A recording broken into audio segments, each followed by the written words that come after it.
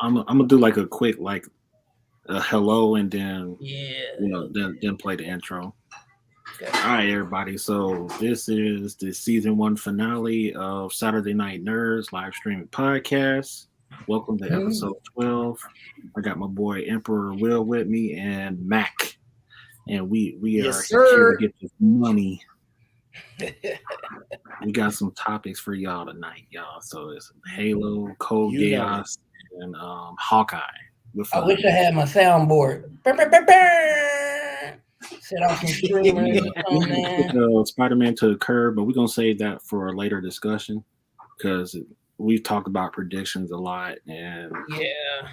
it's time to go see the movie and find out if they put the money where their mouth is. Let that dead horse stay dead. Stop beating. Stop being it. Without further ado, intro time.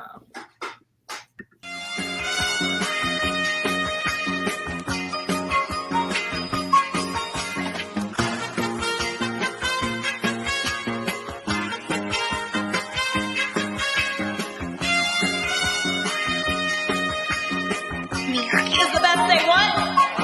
Exactly.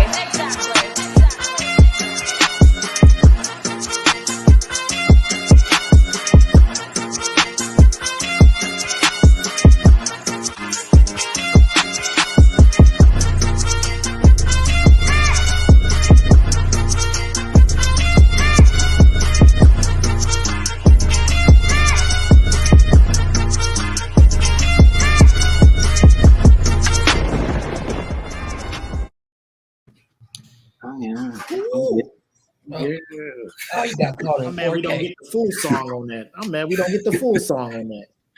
You gotta get on there too. Yeah. We bring it back to the hook. It's game over. Get Kelvin in here. We're gonna get some bars going. Oh. Yes, sir. Yeah. Let's see. We definitely gotta figure out an ending thing for this too. So I'm probably gonna find one of my other producer homies and see what he can cook up. I know a lot of lo-fi producers that's gonna have a bag waiting for us. Oh, okay. Okay. Let's go. Let's do this shit then. Yes, sir. Snap! The shirt just came off. Oh. What happened? It's gonna be one of those episodes.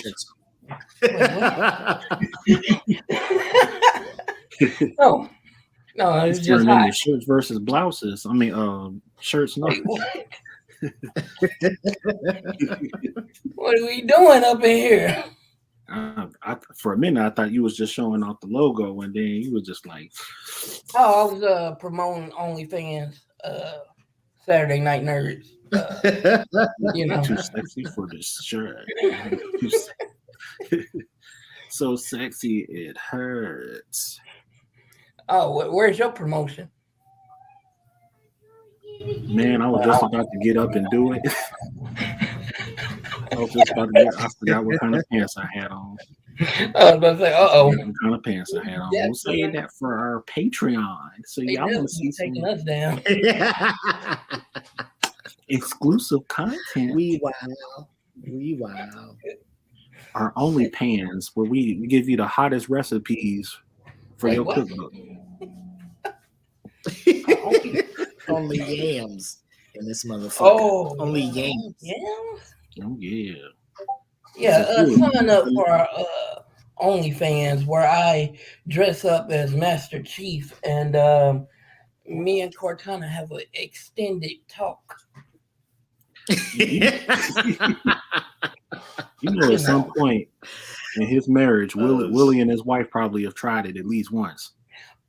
I thought about it, bro. We'll get into Halo shit. But ladies and gentlemen, first and foremost, thank you guys for checking in with us. Season 1 finale of Saturday Night Nerds podcast. Got big 3 things we're going to talk about. Halo. We're going to talk about Code Geass for the anime fan. So we were trying to hit on a little bit of everything, right? We got the video game stuff with Halo. We got the anime stuff with Code Geass. And then we got the comic stuff with Hawkeye. So we're trying to hit on some of the big three things that are going on in each of those categories towards the end of the year. And then just best believe season 2 kicks off in 2022. Is going to be some great things coming from Saturday Night Nerds, both the group, the podcast, YouTube, all of that stuff. So please tap in with us. Good show going on. Some schedules and stuff. So I mean, right now it's us three, but you know the crew rolls deep. We got a deep crew over here on Saturday Night Nerds, and so you can just expect a lot of dope stuff coming from us. But tonight we got some stuff to talk about. The biggest video game release that everybody has been waiting on for a full year, because this was supposed to drop December of 2020, but when they dropped that little trailer, the gameplay, people was like, hold the fuck up. 343, what you doing? 348. Props to 343 for taking that shit and being like, all right, this shit, maybe it's not ready. It's not ready. Like, so they chilled. They kept it in the oven a little bit longer. They blessed us with the multiplayer last month on Halo's 20th anniversary. And then they blessed us with the campaign as of this Wednesday, I believe. And we talking Halo, all things Halo, but most specifically Halo Infinite, the reception, the gameplay, how that's going. And if you didn't catch the Game Awards, they dropped a trailer for the Paramount Plus original series of Halo, the TV series, which me and Will talked about a little bit prior to the show. Yeah. But we'll talk about that as well. So let me open the floor to Emperor Will. And what are your thoughts on, I don't know if you dabbled in the Halo yet or whatnot, but from what you've heard and what you've seen, how do you think 343 is correcting the Halo course after what some would consider a fumble with Halo 5 Guardians? I've played the multiplayer. I haven't played the campaign yet, but like, man, I don't know. Yeah, that the fumble with Halo 5 was real, and man, like I don't know. I dropped Halo for a while after that, man. I was not messing with it, man. Like, the best thing they did was the Master Chief Collection, which they had everything, all things great about Halo, except for Halo 5, which is good. You need to keep that up out of there. Like, I don't think Halo 5 should have ever existed. I don't know, man. Like, but I do know Infinite, the gameplay on there is like real solid. Graphics, man, like it's amazing. I have not played the campaign yet, so when I do play the campaign, I would definitely let y'all know, how I feel about it. But it's going down. Yeah. How about you, Deontay? What's your thoughts on that? Unfortunately for me, I haven't had a console game since 2019, and the last time I played Halo, it was probably Halo 2 with Will. And when we were kids, man. We was tots. We were little tater tots, just running around on story mode, eating flaming hot Cheetos and pausing in the middle of the game, trying to shoot blunts at the same time. I remember the friendly fire. Like, we would. Oh, dude. This is something that would happen all the time. Like, we would be playing Halo 2. Everything would be going great. Playing story mode. Like, hey, I'm gonna take the left side. You're gonna take the right. And the next thing I know, I got a plasma grenade on my back, and I'm like, "What is this?" Blowing the high head. I was evil as crap. Like, And I would lie to him every time and be like, "Hey man, I meant to throw that at the jackal." He's like, "No, you didn't. Come here." And then when we turned off the friendly fire feature, and I still get blown up because he'll throw another plasma grenade in a crowd of enemies, and I'm just right there in the middle of all of them with a sword, and it's just like, oh, I'm going to.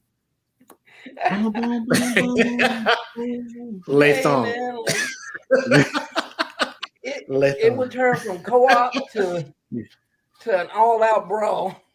It like I get in a Wraith and I chase him down. It's like, come here. I just want to talk. You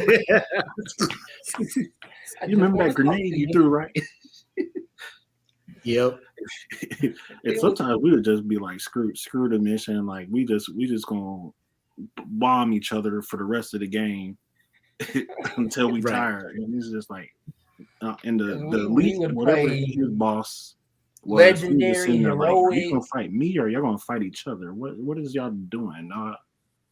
Even on the boss stage, we chase each other because it was like on heroic, legendary.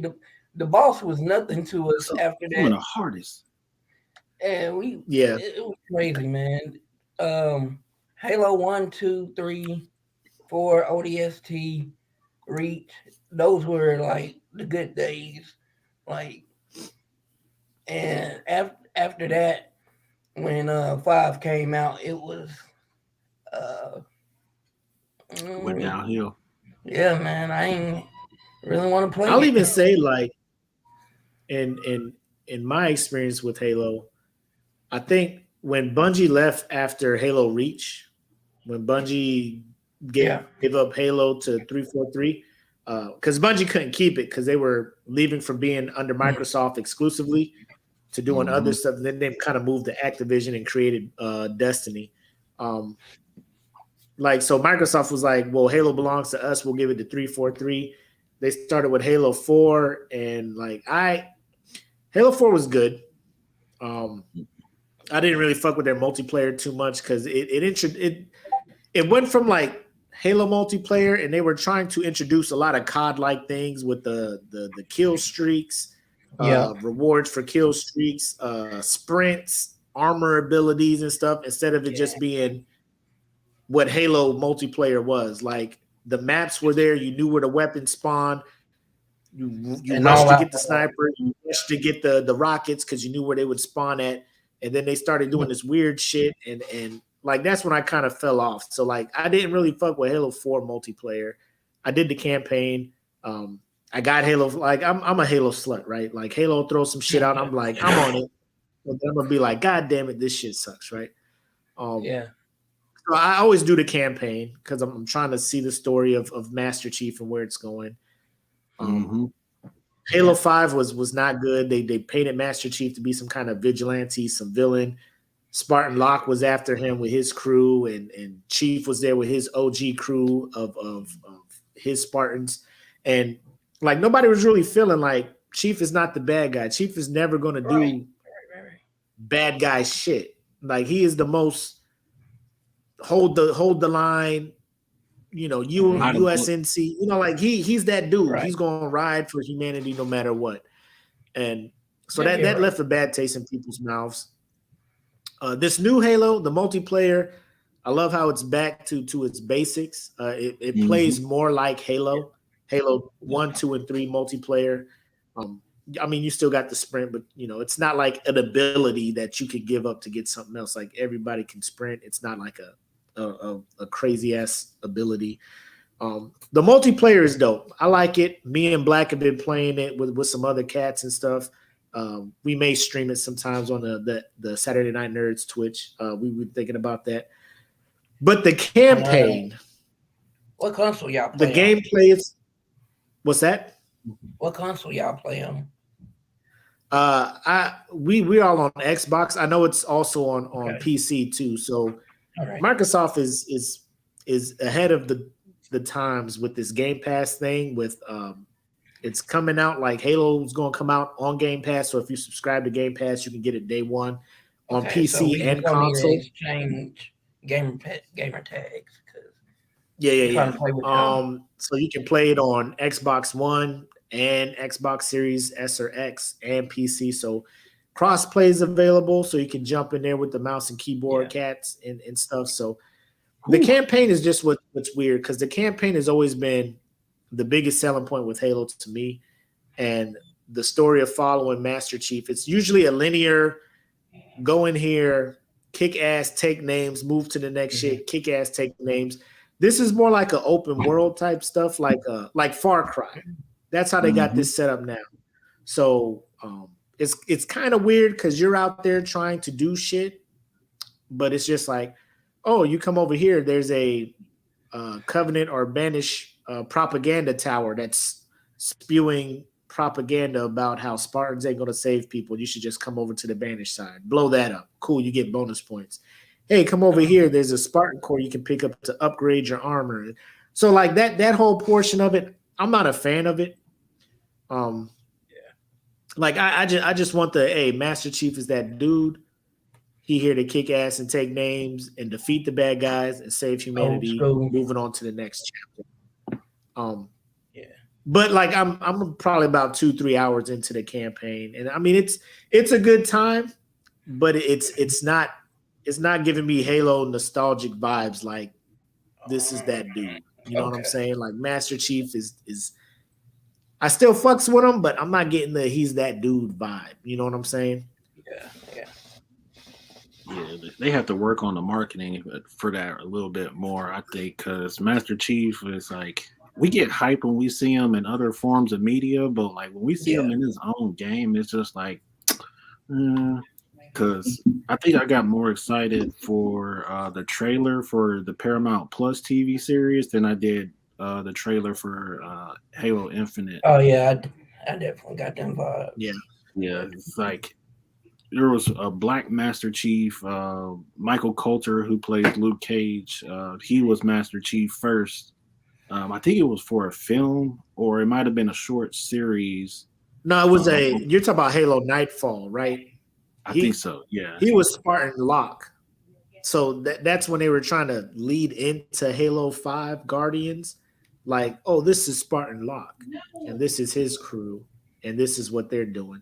So, like, we knew what Spartan Locke looked like in Halo 5 Guardians, because we're like, oh, this is Michael Coulter. You know, it's a black dude for the culture. But at the same time, it was just like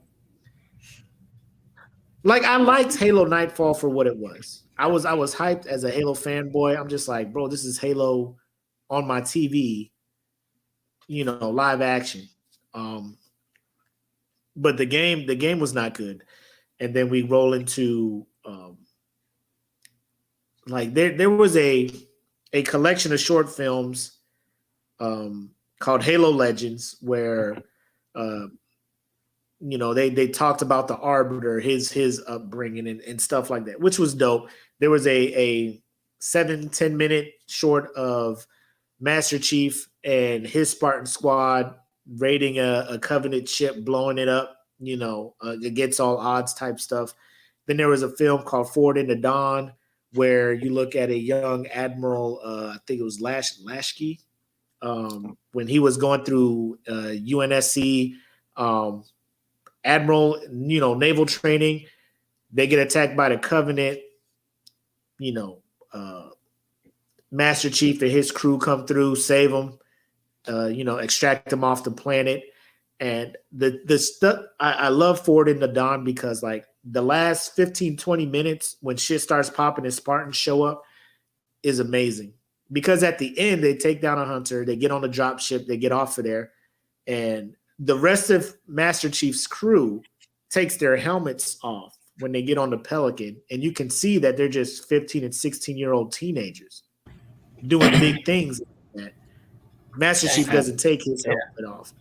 But like that, like if you don't read the books, or you don't like you don't understand that these, like John, who is the Master Chief Spartan 117, was taken as like a 7-8-year-old kid, put into this intense training, genetic engineering, all this other stuff to become a Spartan. So he has been doing this shit for decades. Right. Yeah. You know, like I don't know how old he is in this game, but it is like when they took the helmet off, and I'm just like, yo, shit, these motherfuckers 13, 14, this lethal, this tactical, this lethal.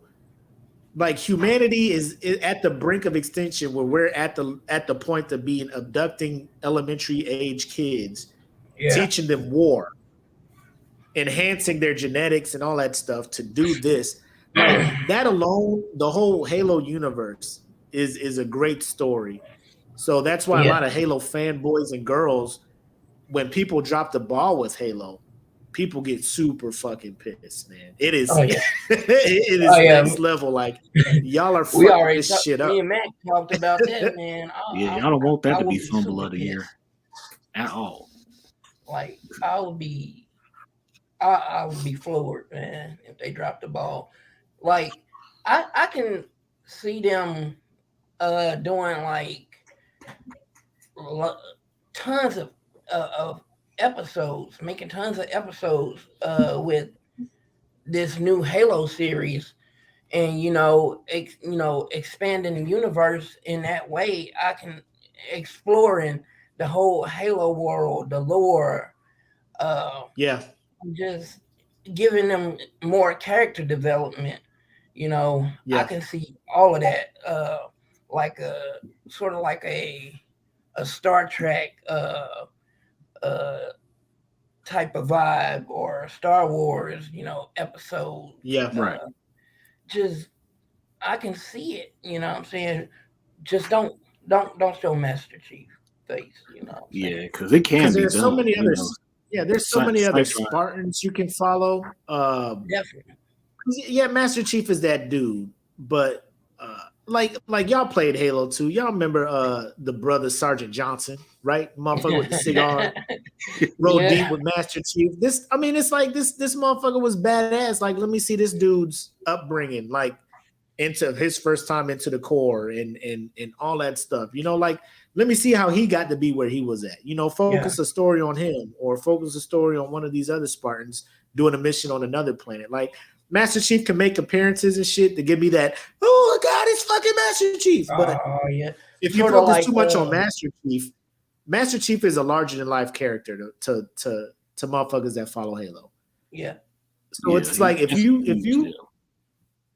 it's dangerous. Like it's profitable. It is profitable. It's an attention grabber. If you're like, Master Chief is in this shit. But if you fuck anything up with Master Chief, you're gonna ruin every fucking thing about the fucking Halo franchise to the fans. So it's like you can tease them, sprinkle them in some shit, but if you focus on other events that are happening in the Halo universe, you could probably keep people involved and interested in building that shit, rather than focusing on the main character. Because the biggest thing with me is the characters that they have, the three main characters that are on your side. You got Master Chief, obviously. You got this pilot dude who's flying the Pelican, who is like always complaining. Like, he doesn't understand Master Chief's reputation. This motherfucker's just like, we can go home, right? Master Chief's like, no, we got to finish the fight. That's Master Chief's shit. I ain't going nowhere till the threat is gone. The threat that I see, if I don't fuck it up, I can't function. I got to get rid of the threat. Well, it's like, no, we gotta leave. Chief, what are you doing? This, like, Master Chief's whole thing, he doesn't fail. Like, I don't understand how this pilot doesn't understand that shit. Like, against all odds, Master Chief always comes out. That's his legacy. That's his aura. Yeah. And then Cortana's gone, so there's a new AI that's called the Weapon throughout the campaign.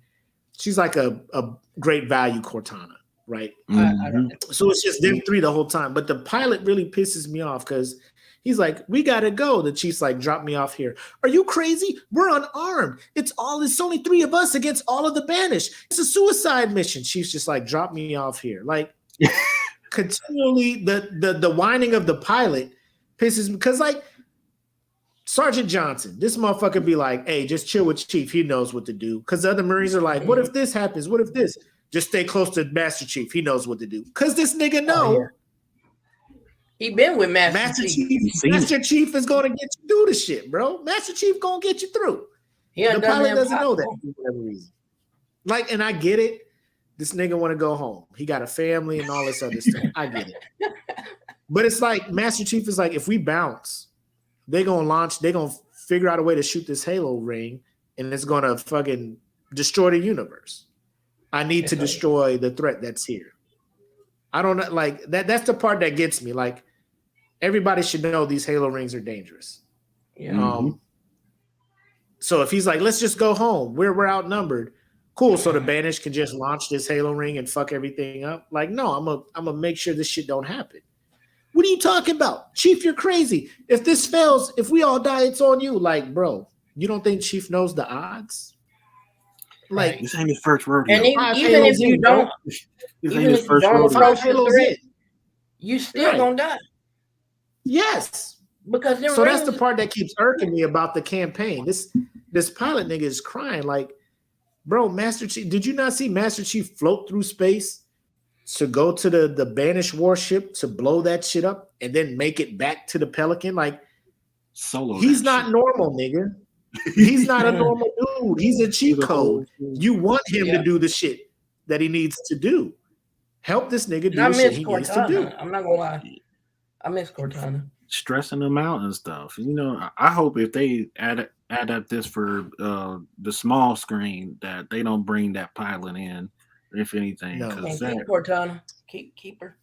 Yeah, keep Cortana and leave the pilot out. Because they can successfully pull this off. I've seen sci-fi in their small ass budget pull off so much more. Oh my goodness. Sci-fi, they've done like a backstory on Superman's dad, Jor-El, and that was a great show. Yeah, they had a whole show that just got canceled. Like, I don't know why that shit got canceled. I'm like, bro, this is a whole in the Superman universe, another story that doesn't get a lot of focus. Just sit here and just enjoy this shit. Y'all mad because where the fuck's Superman at? Like, it's like, calm down. His mom ain't, I think that was the name, right? Krypton? Like, his mom ain't even in the picture yet. It's like, damn, dude. Like, they're meeting like a young General Zod. Like, nobody wants his backstory. And the fact that sci-fi casted a black actor to be General Zod. See, that's what I mean about Halo. You could do millions of things. So much more. It has so much potential. Like, and if you bring in Master Chief, I think it like you said, sprinkle him in. You know what I'm saying? Or have him face the final threat each season. You know what I'm saying? Let him do Master Chief things, and then come back over and do the side quests, side missions. Focus on that. Like, what's going on there? Like, there's so many. Like, there's multiple Spartans. I know Halo focuses on Master Chief and his crew. But there's other Spartans out there doing amazing Spartan shit. You know what I'm saying? Yeah. Because when you bring Master Chief in, you paint yourself in a corner. Like, one, Steve Downs, who does the voice of Master Chief in the games, he's getting up there in age. He's been doing this voice for going on goddamn 20 years, right? You see it in any voice actor. Like, the motherfucker that does SpongeBob's voice, like from season 1 to now, you can notice the changes in this motherfucker. Like, he can't hit that fucking high-pitched shit no more. At all. Master Chief also, in the minds of Halo fans, he's getting old. Like, you're a Spartan, that's cool, but you still age. You're still a human. You know what I'm saying? So, in my mind, how I think 343 is fucking up is I think they need to evolve Master Chief and start moving to another storyline. Like, I would not be mad if there was a game where Master Chief is not firing on all cylinders because he's getting old, because of his emotional attachment to Cortana, who is no longer there or was getting corrupted. And there's another Spartan that he is mentoring or bringing up or training, then takes the mantle of being the next motherfucker that's badass. Like, something like that, bro. Like, that shit would just, bro, I'd jizz all over the place. Excuse me, language, but I'd be like, the emotion. Like, keep this shit moving. Cause like, it's like Luke Skywalker, like this nigga had to pass the shit on to somebody, nigga. Like Luke Skywalker isn't always gonna be the answer, bro. Right. Exactly. Like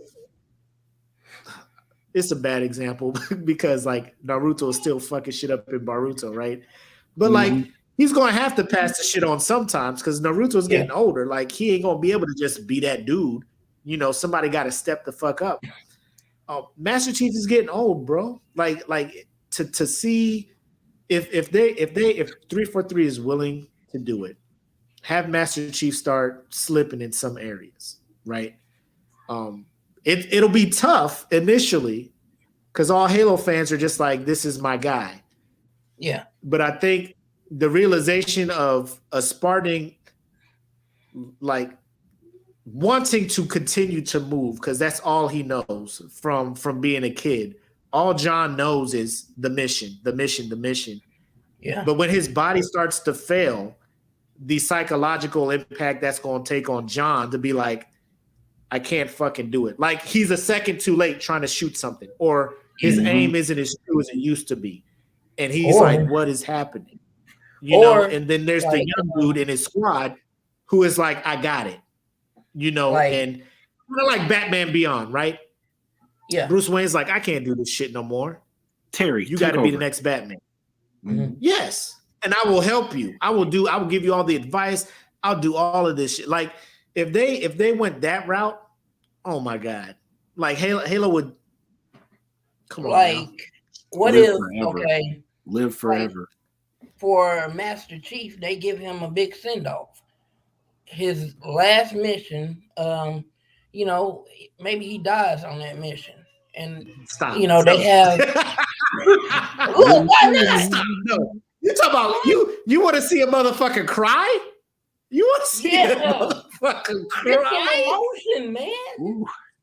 You know, and then they have a big funeral for him. You know what I'm saying?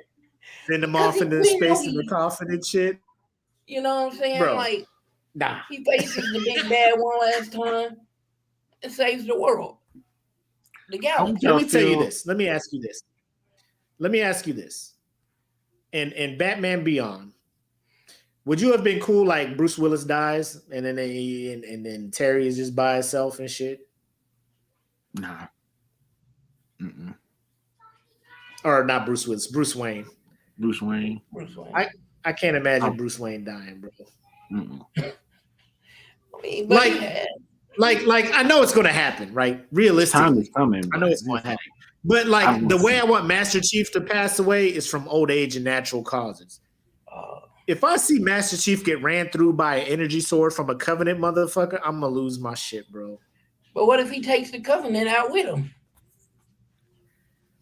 Like a suicide thing? Like he sacrifices himself? Yeah, like he sacrifices himself. He takes out the big bad and in turn saving the universe. Well, the problem is that they're probably going to bring in more threats since it's all these different species of aliens that come in. Yeah, but he like can pass the mantle on to the one he trained up. You know? But they need to establish that like somebody is taking his place. Low key. Right. It just sounds like his death will be in vain, low key. Yes, because he has taken down platoons of Covenant and shit by himself and made it out. Like the odds he would have to be against to like a Commander Shepard from Mass Effect to just send everybody out. I got to do this shit myself, and then he gives his life at the end of Mass Effect 3. And then we roll into Andromeda. I'm like, what the fuck is this shit, right?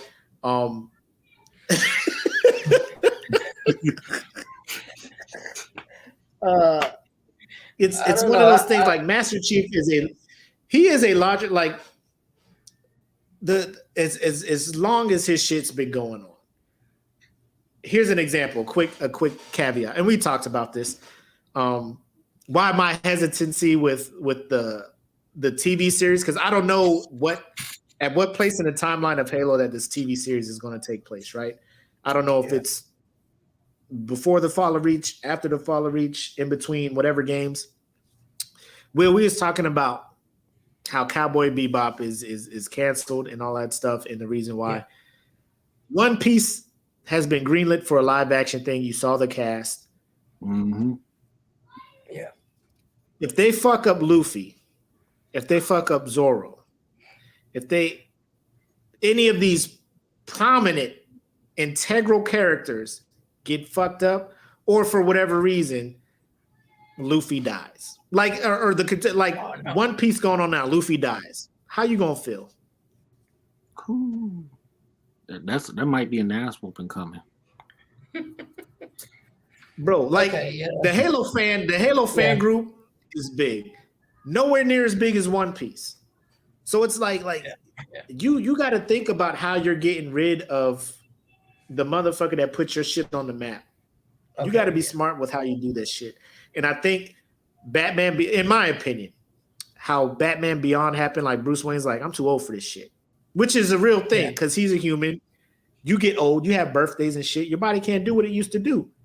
Right. You need to find somebody to take your place to keep the shit going.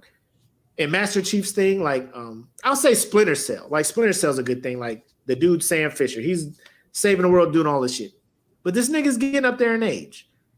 Metal Gear Solid, this nigga's getting old. Like, he can't do the shit he used to do. Like, I think 343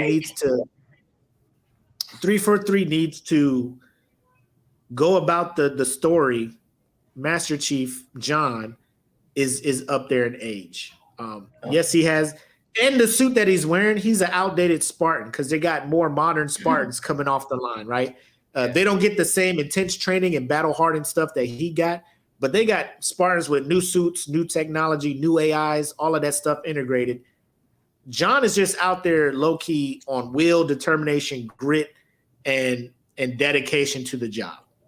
Yep. He's getting old. He's going to have to pass the torch to somebody else.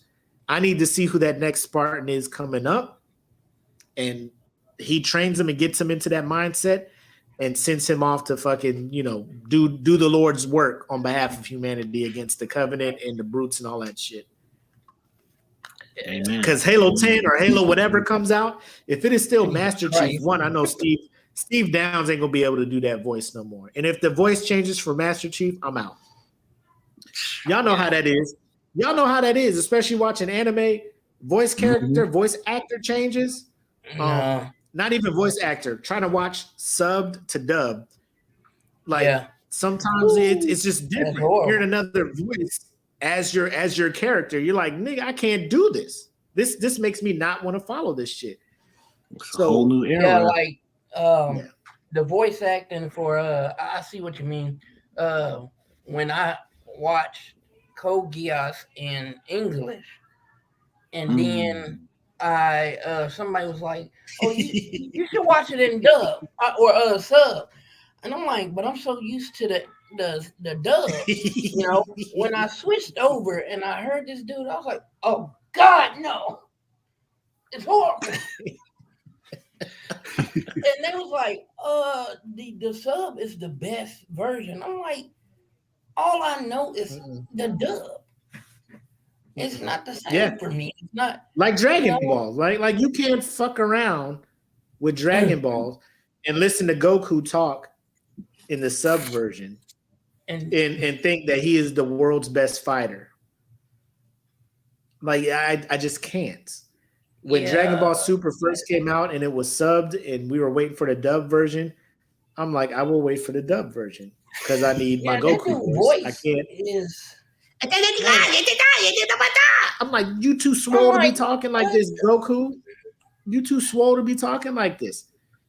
If they change the voice actor for Master Chief in this show, because I don't think we heard him talk in the show or the trailer. I need to rewatch the trailer to make sure. Because I was just looking at the visuals and I was like, Lord Jesus, this show looks amazing. I don't think Cowboy Bebop also looked amazing visually. The settings, the environments, the all that stuff. But they dropped the ball in numerous places that true fans of the series, of the genre, of the whole concept of Cowboy Bebop had a reaction to the point where Netflix is like, this shit ain't coming back for season 2. Based on this. I don't want that for Halo. Left on. You know what I'm saying? I don't want that for Halo. Halo is a piece of me. I grew up playing that shit. Had marital problems because of that. She's like, you coming to bed? I'll be to bed like 30 minutes. 4 o'clock in the morning. I'm trying to sneak into the bed like ain't shit happened. She like, oh, about time you come to bed. I'm like, babe, I mean, it is what we was on a hot streak right now. We was on a hot streak. I just can't drop the controller. We winning. You know, babe, you know what when Master Chief calls, I have to, pick it up. Bro, yes. We was on a hot streak. I can't leave the crew hanging and let another random person into the fire team if we rock it, babe. You know what it is. You know what it is. I will say the multiplayer is hella fun on Halo Infinite. Yeah. Props to 343 for bringing the fun factor back.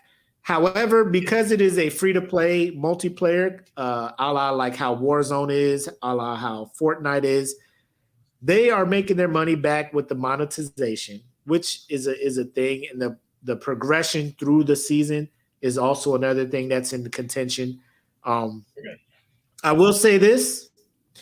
I am a strong proponent of, I hate when games go into microtransactions and shit. But Halo is strictly the microtransactions are all cosmetic. You know what I'm saying? There's nothing where you can pay to win. I'm a Halo fanboy, so I am spending stupid money in their shop on customizations. Like there's the part of me that's just like, you fool, what are you doing? And there's a part of me that's like, yo, that's a dope ass fucking costume. I'm buying this shit. This suit of armor, dope. I'm buying it. Yo, it is what it is. For everything. Like, babe, why did you spend this amount of money on Halo? Because it's Halo. Bro, I went and I counted up, because this is what Halo does. You have to have credits to buy the cosmetics. Yeah. It's not in dollar amount. So to buy credits, like if something is 700 credits, they sell you credits 500,000, whatever, so you can't just buy the exact amount you need for that shit. You got to buy a certain determined amount of credits. So they know what they're doing. It's fucked up. I admit it, but they got me. They got me. They got me. I can't be mad at somebody getting the bag. Also, if you're listening, watching, whatever, we have a member of Saturday Night Nerds who is streaming Halo, Vengeful Cookie. Our dude, Mike Cook. He's in there. He's playing. He posted a couple of clips of him playing the campaign and multi. Follow him on Twitch. Follow him here on Facebook. He is gaming. I like what he does. I was hoping he'd come in here and give us his opinion on it. But stay tuned, because I'm pretty sure we'll follow back and retouch on Halo with him and see where his mindset is more like instead of competitive, it's hilarious. Casual. He's a casual gamer, man. Yeah, and I think more of that is needed, because a lot of Twitch people they follow very competitive people in multiplayer, and it makes them like, man, I wish I was this good. And I mean, like, I think more casual gamers need to get on Twitch. Yeah, because it's the average person playing. Like, I'm just here to have a good time. If I have a good game, that's extra dope. If not, you see me fucking up, have a good laugh. Yeah, that's what he does. Yeah, like the watch him die over and over. That's like 98% of his content is he's getting blown the hell up by something, and it's joyous. I know one of his clips he posted earlier. He was like, I guess pretty much selling himself like, oh yeah, I'm good. There's no way I'm gonna lose to this boss. And perfect timing. Grapple hooked right into a hammer, bro. He grappled right into a pow! Barry Bonds his ass, dog. Barry Bonds his ass. them race Like, tanks what just you run say? him over and all that as soon as he starts talking shit. It's like, damn, bro. Right. But He can't catch I mean, a break. it's still new. Infinite is still new. It's a baby on the gaming thing. Right now, it's the most talked about topic in gaming. The Game Awards. Did y'all check that out? I saw the results for everything on IG, but I couldn't watch it. I watched It was a slow year for gaming, man. Mm-hmm. I mean, it's a slow year. You know, the pandemic, developers trying to develop games with their developers being at home and stuff. So it wasn't like a lot of blockbuster games was coming out or whatnot. I think 2022 will be different. I think PlayStation is going to have some fucking hard hitters coming out, console exclusives for them. Xbox with their Bethesda acquisition, they're going to have some nice console / PC exclusives for their Game Pass coming out. So I think 2022 will be a whole lot better as far as games. I think when the Game Awards come back around, it's going to be a little bit more competitive, a little bit more interesting. Yeah. A lot of these announcements during the Game Awards were all for 2023 stuff. So, I mean, it'll be a couple years for shit picks back up for gaming. But I'm excited. I'm glad Halo is out. I'm looking forward to what next year has. And then I know Will mentioned Code Geass. I know that is one of the topics if we want to roll into that real quick. Yes, indeed. Ladies and gentlemen, Code Geass. Code Geass. Is it Geass or Geass? Geass. Yeah, I don't know. I just started the series like a couple Geass. weeks ago, and it's like, you promote the hell out of this show for a reason. Man, I was gonna ask you some questions about that too, man. Like, I've been trying to get this dude for. You've been trying to get all of us to watch it. 10 years. Yes, he has. 10 years to watch it, and he was like, "Is it really that good?" I was like, "Bruh, it is the best. There are no holes. It's like I can't find any plot holes.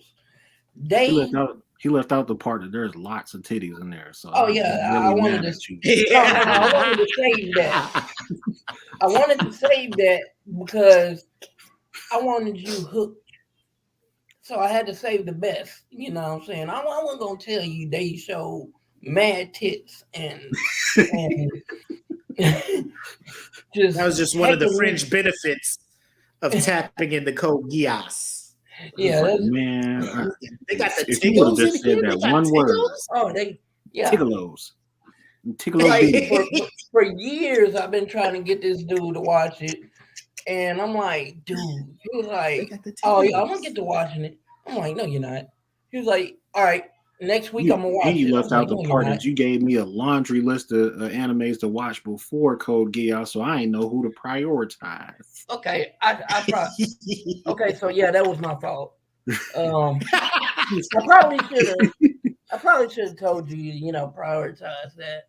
That should have been the first recommendation right out the gate, and I would have watched nothing else. The anime titties and the fan service. The waifus on top of waifus, and you can't have Callan, but anyways, that's fine. Callan is my wife. No, calm down. No, don't tell me to calm down when it comes to tickle bitties. Like that monkey in Chris Griffin's closet. That's my wife. The evil monkey, mom. Just the evil monkey. You can't have her, but you can have all the other ones. You would give up CC for Kai? Yes. I told you I love redhead. Bro, off the top, out of left field. We need to have a poll or something. I know we've been talking about brackets, and like I said, season 2 is gonna be dope for SNN. Best waifu. Oh yeah. Oh, that's gonna do some things. How Kanye said it. I was out for self. Okay. Deontay, where would you rank Callan? If you talking about a motherfucker taking his time with a bracket, oh yeah, best waifu, you gonna have me sitting here studying, taking measurements, looking at personality, hair type, assets. bro. Talk about it. That gif where the chick is thinking and the fucking equations are in the background and shit. That's me. It's like, and then we gonna go into scientific details on these brackets. Personality too. You got the physics and the the physics of the breast jiggle is more realistic. This one than it is over gravity balances itself out when it in connection with the booty and the ass, the breast ratio, the hips, the hips, the thigh ratio. Like it's a gift of God. I don't understand these measurements. How? All right, let's get back to Code Geass. I'm wilding. I'm wilding right now. I'm wilding. We wilding. Let's get back to Code Geass. I blame Lelouch for having a harem. Okay, yeah. You know that cracks me up is people have been saying Lelouch for years. Lelouch. I can't stand. You know his name is French, right? It's Lelouch. Some people just call him Lulu, and it's just like I wouldn't call him Lulu. I got honestly don't care because he's a dude. They worried about the females in that shit. They be like, this nigga. You know that nigga Lelouch. Lelouch. Yeah. Lulu. But back to the bra. So far, like, what episode you on, man? I'm on 20. I went from 12 to 20 in like 2 days. I was not playing, bro. I'm about to finish season 1 this weekend. And we can talk about these first 20 episodes. Like now Code Geass, it's a anime that's been around. Right. I have researched it and looked up, YouTube people who've talked about it. I don't know if you want to call him an antagonist or the protagonist, but the motherfucker who is causing the conflicts is one of the dopest people from what I've heard in probably anime history. I'm not totally deep into it because the beautiful thing about anime is there's so many to watch, right? Right. And another beautiful thing about it is somebody can put you on to some shit that has multiple seasons and episodes, and you can go back and start just knocking them things out instead of waiting week to week, like how I am with Demon Slayer right now. Season 2 is out, by the way. And bless up. When I tell you from reading the manga, the shit that's about to pop off in season 2 in the entertainment district, as they call it.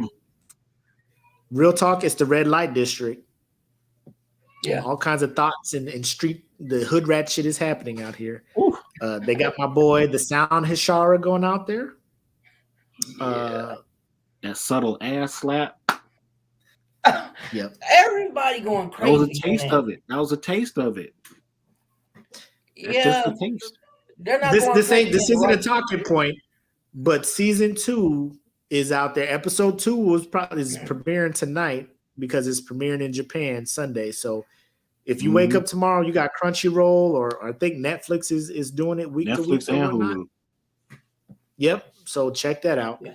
But Code Geass is definitely on the list. I will probably check that out. Because what I'm trying to do is catch up in One Piece. I'm at 150 in One Piece, right? Okay. I know I'm way behind. It's getting good. I'll tell you that. The animation is I've accepted the animation. It's getting good. So I'm fucking with One Piece. The animation gets better. Now Will is like Code Geass, and I'm just like, let me jump in on this shit.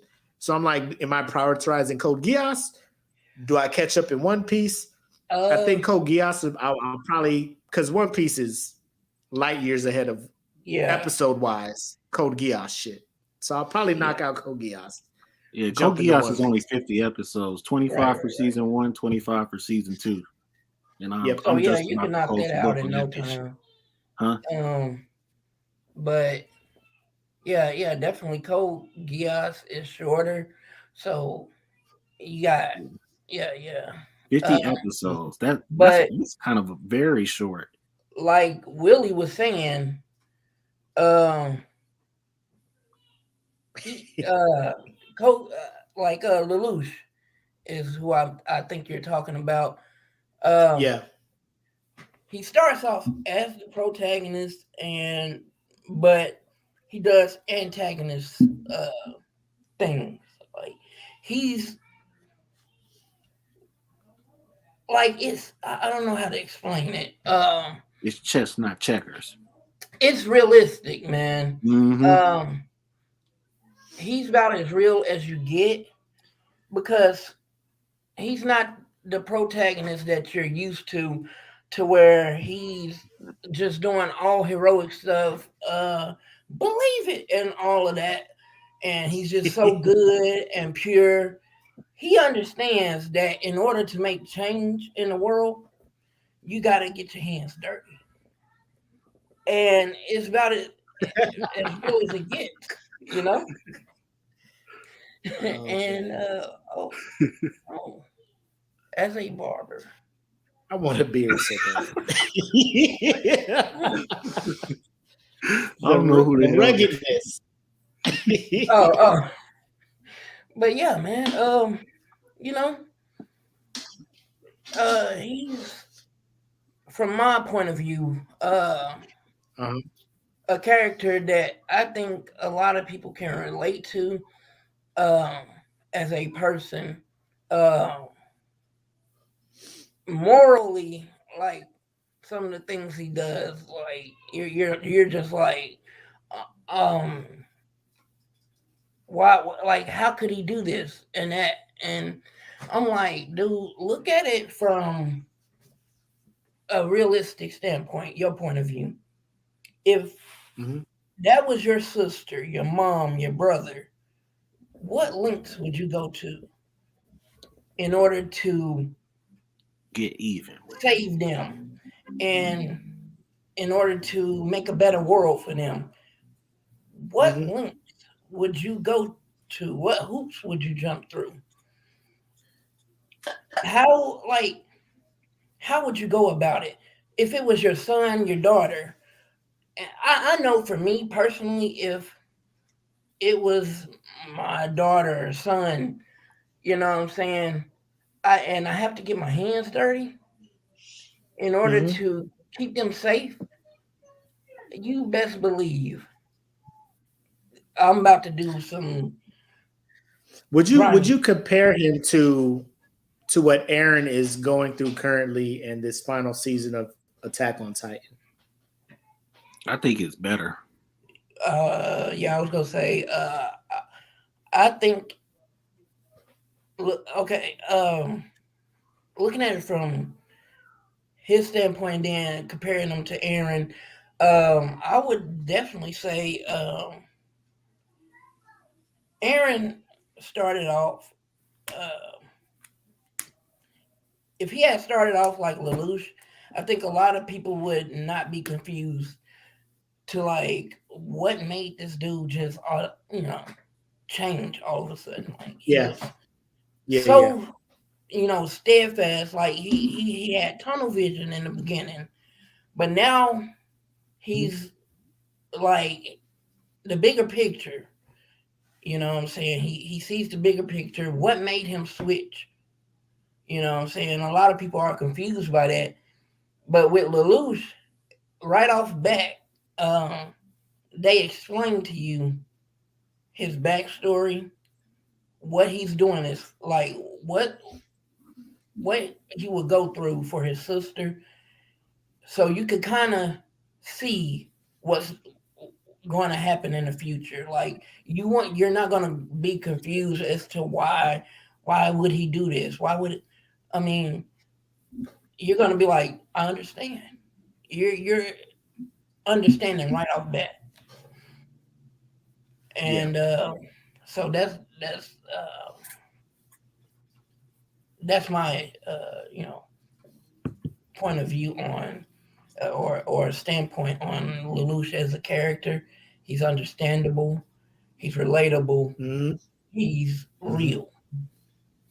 Yeah. And Yeah, I agree with that 100%. Because Lelouch, man, I'm telling you the truth. Because sometimes Emperor puts it real lightly, but he wants to smack you with like the real about Lelouch.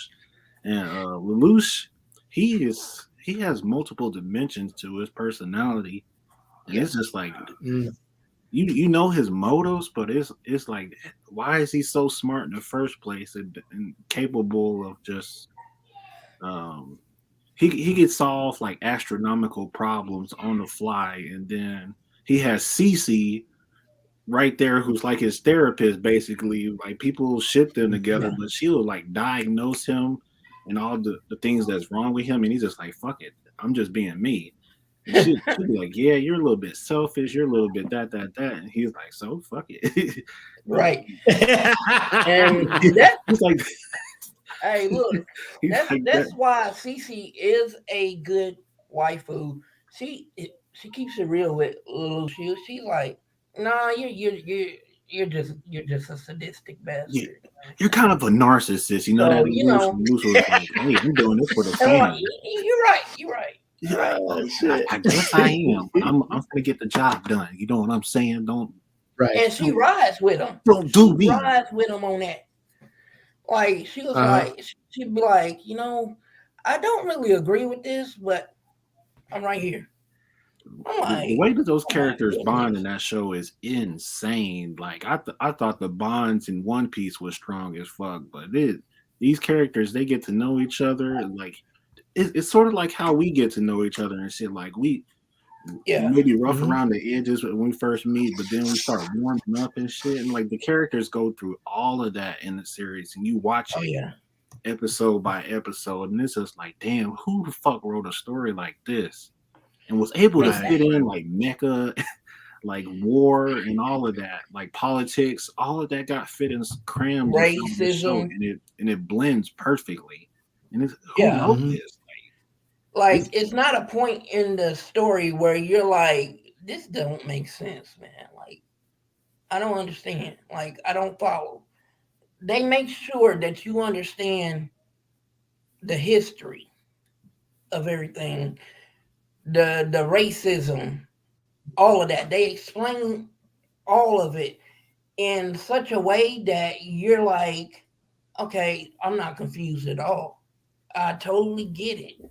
I get why this person is doing what he's doing. I get why people hate the what's the other character name?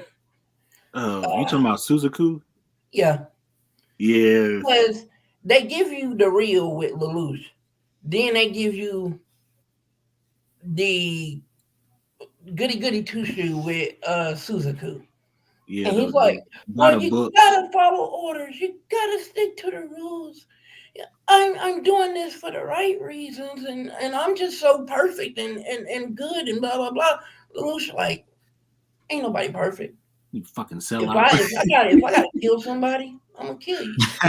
You know? Suzaku got this like some kind of moral code that makes absolutely no sense, and he's willing to fucking murk people that stands in his way for it. But His he's best own friends with people. Lelouch, and he doesn't know. Well, right now where I'm at in the story, he doesn't know that Lelouch is Zero, which is his alter ego that's masked and running this terrorist organization.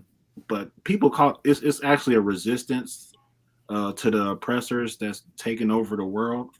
And But but Mhm. the media spins it as, oh, it's a terrorist terrorists, yeah, organization. And I'm and like, dude, this is real.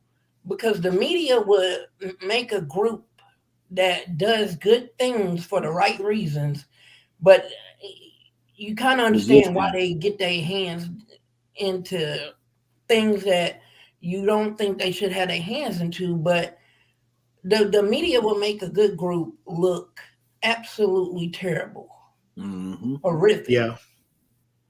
And like, it's like, dude, that's not even what really happened.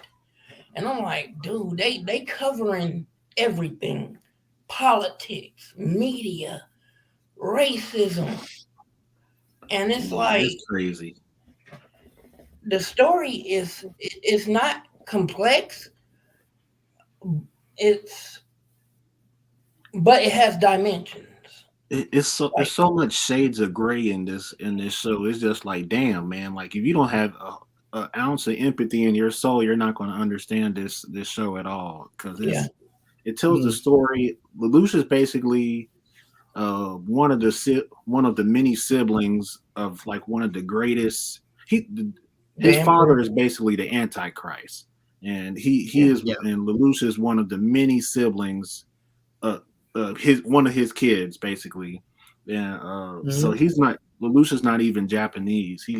But he's fighting for Japan's freedom from this country that the Antichrist rules, and so out the gate, people assume Lelouch is Japanese, and Suzaku, who is Japanese. Since he's fighting for the Antichrist, he's considered an honorary. So he's not honorary considered Japanese anymore. So the Japanese people call him a traitor, but the people he worked for are just like, you're honorary, but we still don't like you because of your blood and all. So that. He's basically working. He's a what we call a bootlicker. Yeah, they're two best friends on opposite sides of the war. Suzaku works with the ops, and he's happy doing it. And you're like, dude, what are you doing? And he has a logic behind it too. And he's like, well, if my people did this, they should all be executed type stuff. I'm like, wait a minute, but he was like, you gotta follow the rules.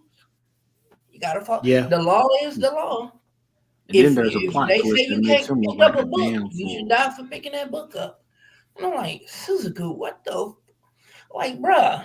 When they dropped that plot twist about Suzaku, I was like, yo, this is nuts. I can't spoil that for people who watch it for the first time, but when you see that Suzaku, you're going to be like, you little bitch. that plot twist is just like, oh man. Like, I felt sorry for Suzaku when that plot twist dropped, but at the same time, I was like, you should have known better, man. You should have known better. Man, working with the ops your whole life. You was the ops. You was the ops the whole time. That was crazy. And I think for anime, that's the best thing that I like is when like the quote unquote villain / antagonist is relatable to a point where to some viewers, he's not seen as the antagonist. Like he is seen as, bro, y'all need to get on the level where he is at. Like what he's doing is not wrong, but to some people it'd be like his methods about going about what he's going about may be kind of questionable, but like like a Killmonger from Black Panther, like he's not wrong for feeling how he feels. Yeah. His method for trying to resolve his conflict is probably out of pocket, but if you sat down and talked to this motherfucker, like why you feel this way, and because Black Panther, if you really sit and look at it, like Wakanda was out of pocket for how they was acting. Like shit, black people getting fucked up out there. Oh well, we good.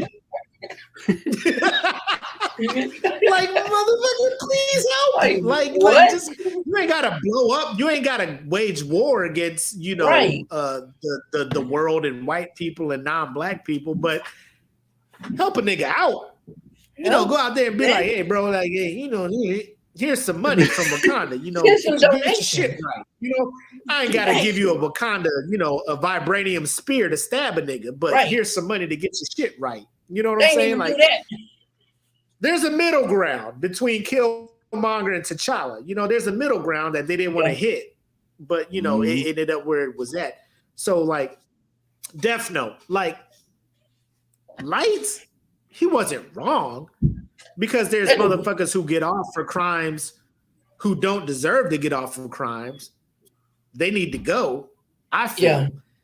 But the way he was going about it, you're just like, bro, you kind of overstepping the bounds a little bit, bro. Like you starting to get too personal with this shit. Like you ain't doing it for the general public. You just doing it like, this nigga gotta go. He gotta go. He gotta go. He gotta go. Like, you know, that's when L was just like, nigga. Like, look at like, okay, nigga. Yeah. You gotta go. Like, bro, you gotta go. You gotta go. At first you was fucking with Light, but at the end of the show, you like Light, you wilding, bro. Like you killing people just trying to do their jobs. Like, girl who was just doing the investigation, he was just like, oh shit, what's your name? Oh, I wrote it and you didn't die. But what's your real name, girl? Let me know your real name. Okay. Yeah. And then the manipulation of this motherfucker to learn her real name and then just, I'm like, you gotta go at this point, nigga. Yeah. Like, I know you don't want to get caught, but fuck, bro. Like, shit. You just killing everybody. He was wild. And what's crazy about Code Geass is that they have sometimes they blur the line between protagonist and antagonist, and then they just throw in a character that's just flat out like that fucker has to get out of here. Yeah. And just like with Death Note, and lucky for us, it wasn't Lelouch that had to be that character. They threw in this guy named Mal. And he is also a Geass user, and he turned out to be fucking Lelouch's worst nightmare. And he was just a stepping stone. He wound up being a stepping stone. So between him and maybe a couple other dudes within a series and Lelouch's dad, like those dudes are bona fide villains, and they got to go for sure. Yeah, but like you look Lelouch, I don't. You look at Suzaku. You know what you were talking about earlier, Willie, like with I think it was either Killmonger or Light. I don't know. You talked about a couple people earlier, and I know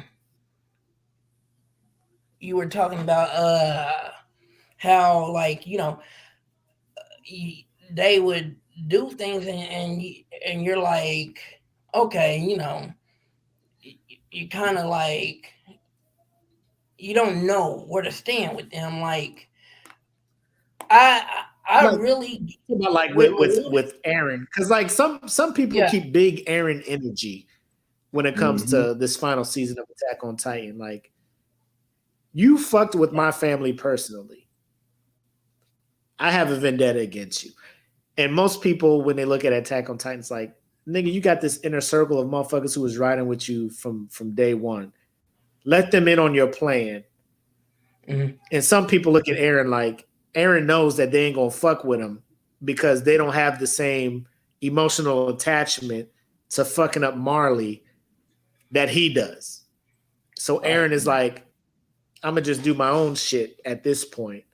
And y'all gonna feel some type of way about it. So when this shit come back in January, I have no doubt that 2022 Anime Awards Part 2 of Attack on Titan is probably gonna win some shit. Oh, I'm surprised Part 1 revamping the story too.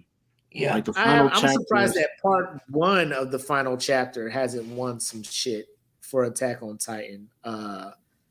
But for those who are watching or just watch for the comic and the video game shit, like when it comes to anime, like I feel like that medium as far as storytelling and stuff, like it is way above any other type of medium because they have the manga to draw from, especially if they do their homework and they put the effort into producing the story and the animation and all that stuff, which is what Attack on Titan is doing with MAPPA doing their animation and stuff and the storytelling that's already there. Yeah. The characters in anime are some of the most well-developed and well-created characters with emotions from both sides, characteristics, personalities, where it's not just a one-and-done thing. You know what I'm saying? Like some anime have that. But when you watch it and you understand it, you fuck around and you look at certain people and you're like, I can see why they act this way. I can see why he feels this way.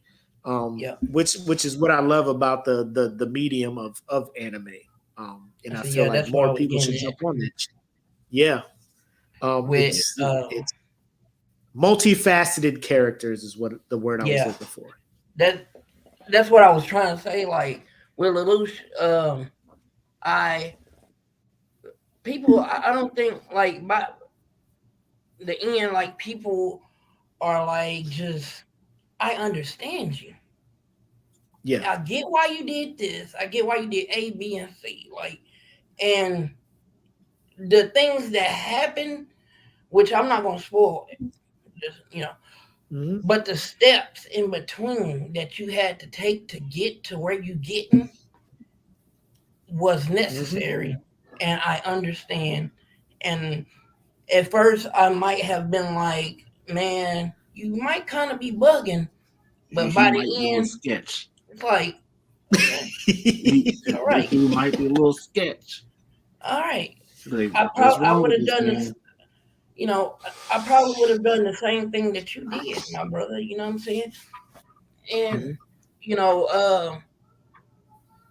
but like that's the difference between Light, Lelouch, and Aaron. All three are good characters, great characters. But with Lelouch, it's like it's like you know him personally because he is you. He makes you feel like, okay, that's me. That's something I would have done. You know what I'm saying? With Light and Aaron, there were a couple, you have some people that may be confused as to why the shit, like, why the switch, man? Like, that was so crazy. Like, why the switch? With Light, I was I was kind of confused because this dude started out so good, and I was like, yes, yes, yes, and slowly, no, no, no. I mean, Light, no, stop, you bugging. You get to know Lelouch so well, episode by episode. Like I'm at the tail end of season 1. I only got like 5 episodes left, and it's just like, man, Lelouch is growing on me.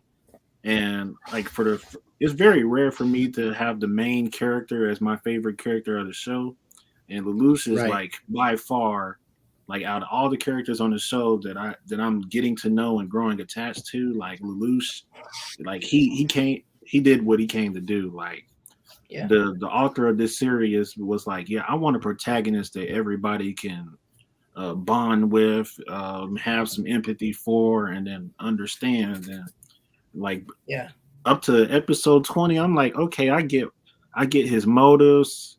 I get why his personality is the way it is, and his whole strategy of like getting rid of the antichrist is and everything that's attached to him. It's just like, man, like I don't think I even have that kind of character in me, because this dude, he takes or he pulls out all the stops on his mission and his ambition to achieve his goal, and it's like, damn, dude, like, if anything, that is a great representation of what we can do. And so it's like, if you want to be inspired, you can definitely watch Code Geass. And I don't think like it's with some people you get the sense like, okay, he's a straight up villain or he's a straight up hero. It in this show, it's like Deontay said, it's great.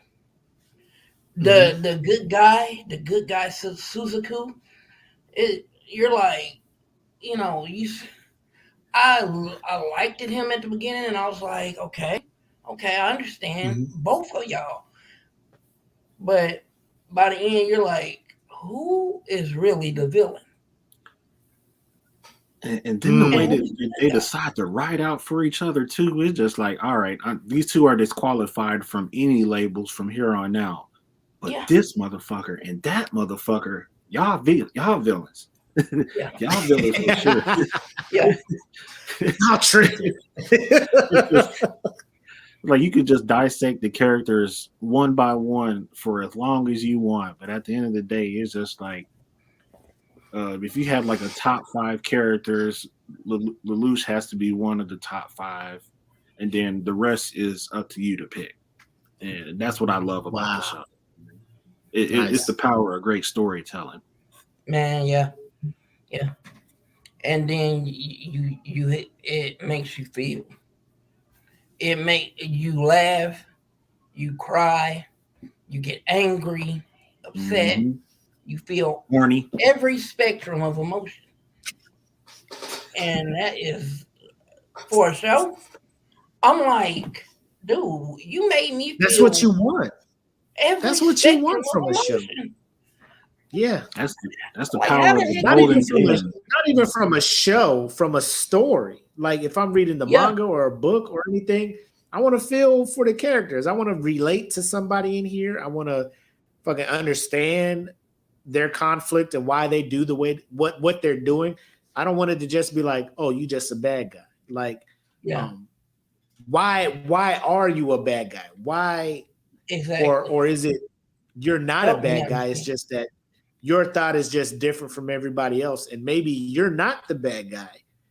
Maybe who we thought was the good guy is the actual bad guy. Actually, that's brilliant storytelling, man.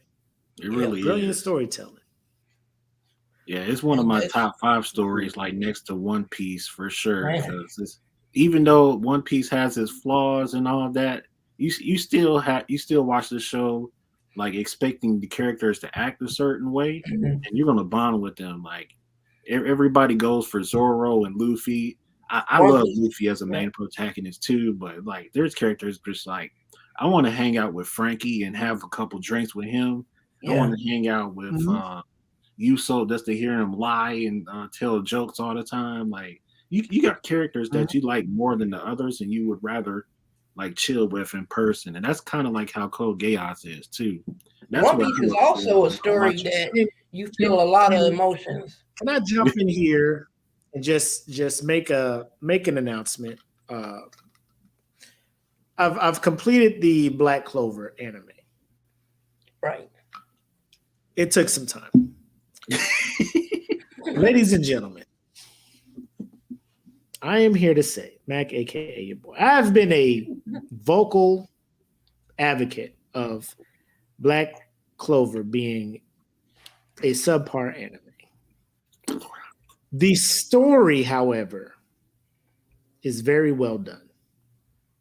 It is a very intricate, well-written story. My bias has been mostly on the animation of the anime.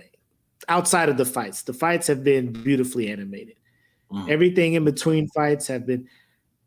The story is not bad. The story is actually pretty good.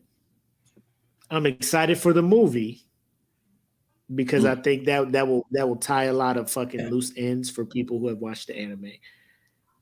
Is it coming back for like a second arc or? Yeah. I heard the anime was going to make its way initially, back. People thought that the anime was finished. They canceled it or whatever, but that's not the case. The movies that happened was it had caught up to the manga really fast, and so they're giving it time to which is cool because like I'm still patient for Hunter x Hunter.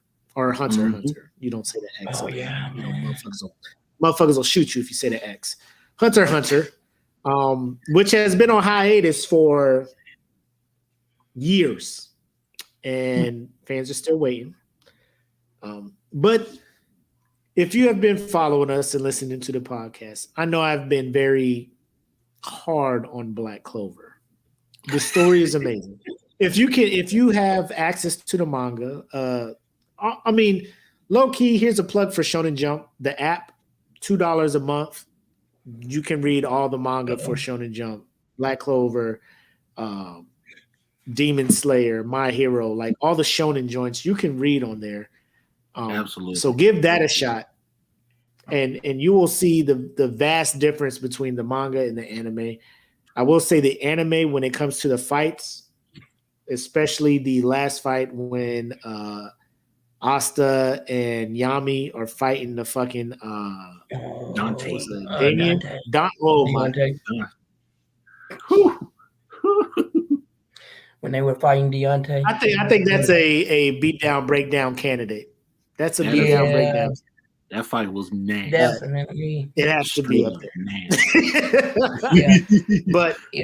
But yeah, Code Geass, like I said, it's I'm probably gonna try and run through that because like you guys said it's like 25 episodes, season 1, season 2. So that's 50. You know, I can burn through that like Anime Pro be like just 50 episodes. I kill this shit. There's a movie after season 2 you need to watch. Right. But yeah. Cool. I'll add that. I know Sword Art Online is coming out with another movie. It's coming out. I get notified all the anime movies that are premiering in the States. I don't know how I feel about Sword Art Online at this point. I just watch it because I watched the other ones. What? You know what I'm saying? You haven't watched the first? What? The nigga. Oh. I got my watch list is about this big. Okay. Because I'm probably sure it falls down in your list because of people telling you certain arcs are like trash. Kirito's a broken character. The standard shit that people complain about. The first, I like the first and second. Correct me if I'm wrong, Will. The first arc, where they first get trapped in the world and they fight their way through. Obviously, you start seeing Kirito as a broken character, like he's the Naruto, he's the Goku of the anime. He can never lose, no matter fucking what. The second arc, when they're in the elf flying, all that other shit, that one you can probably kind of skip. Gun Gale Online, I wasn't a fan of it. You know what I'm saying? But I don't know. When you have time. Well, I kind of like the Gun Gale. I mean, not like, that's a very strong word. The first arc was the one that sold me. You know what I'm saying? Like it was the fantasy, kind of like a Final Fantasy type shit, like a Skyrim. You got a sword, you got spells, you got casters and shit like that. Like I fucked with that one. Then sort of Gun like Gale, it was like a kind of like a Call of Duty, a Counter-Strike go. Motherfuckers had guns, and Kirito was still out there with a light blade, and I'm just like, this nigga's fucking lightsaber with guns with a sword. Like, I'm not understanding this shit. Like, he's just that nice. He's broken at this point. Yeah. This new one, Alicization. I'm kind of fucking with that one a little bit more. The story, the movies don't go into Alicization. Is more of, I think this one is more of Asuna's point of view from when she first got into Sword Art Online and how she became as good as she is in Sword Art Online. So I might check that out. Yeah. But I didn't check out this latest My Hero one. And I was not a fan. Like I actually fell asleep. Probably first 20 minutes, woke the fuck back up. Was just like, oh, y'all fighting yet? Yeah. Yeah. I wasn't a fan of this latest My Hero movie. Yeah. I was not a fan. But let's move to our last topic. Let's move to our last topic. Because this is something that I feel like I need to rectify people's opinions on. You got to give Mac your boys take on a little, or I would say in-depth take on Hawkeye, ladies and gentlemen. Disney Plus new series. I'll let you guys go first, because what you think I'm gonna say, I'm probably not gonna say. I'll let you guys. I haven't watched it yet. Me personally. What? Yeah. Well, that's fair because it's not like I guess I'll go first with my opinion on it. Yeah. It's not like a Academy Award winning shit, and it doesn't compete hardcore with the other Marvel shows that have came out via Netflix Uh-huh. and Disney Plus. But for a lighthearted theme and like a holiday theme, like this is fair for me. Like I don't expect them to do nothing astronomical fight scenes and plot and comic book adaptation. I just wanted to see like where are they going next? Like who do they need to bring into the MCU through means of Hawkeye? Because like that's what they came to do. We're not here to learn about Clint Barton too in depth, even though the show is named after him. And Right. We're really here to just see what's his name, Wilson Fisk, Kingpin, because there's rumors about him coming in, and when they introduced Echo in episode 1, spoiler alert, if you were hoping to not hear that. So Echo, my bad. Echo's father was killed under order from Wilson Fisk, but I guess they're using a different spin on that story now from the comic book. So it's interesting. It's like the Ronin was first a girl, then it was Clint Martin, and then Kate put on the suit. So it's going to be a lot of explaining that they got to do. So I'm interested in that aspect of the series. Right. It's also do you know how many? Did they say that? How many episodes this season is going to be? I haven't seen anything on it, but I'm going to assume somewhere between 6 to 10. Okay. I'm going to make the assumption that it's somewhere in the field. I'm hoping it's towards the latter. The more episodes they put in the season, the more detailed and the more story they can explain. Yeah, because they're supposedly planning on doing something huge with Hawkeye, and episode 5 that's coming up this week is supposed to be like the executive producer's favorite episode. So I think they're probably going to do something wild. But they say the episodes after 5 are going to be nice too. But I'm really looking forward to 5 now because of that. Like Feige and what's her face was like, yeah, episode 5. Because in 4 we got Yelena, which is Natasha Romanoff's sister. Like she shows up beating the dog shit out of Clint Barton, almost threw Kate Bishop off the fucking roof, and I was like, "Woo! Let's go!" In her career, like, get out of here. I saved by some goddamn Christmas lights. And I was like, right. It's an accurate representation of how the fight would go down for real. But at least she had Hawkeye there to protect her. I will say this. Initially, when it first came out, the first 2 episodes, I was not a fan. Disclaimer is, for me, I'm going to watch this whole season because I'm a Marvel fanboy. The Marvel or the MCU has done so much good to me that I will give them the benefit of the doubt every fucking time. I will watch a fucking episode. I will watch a fucking movie, i.e. Captain Marvel, i.e. Black Widow, like all of this. Like I am in theaters throwing money to Disney and Marvel Cinematic Universe because their track record is so fucking flawless at this point. It really is.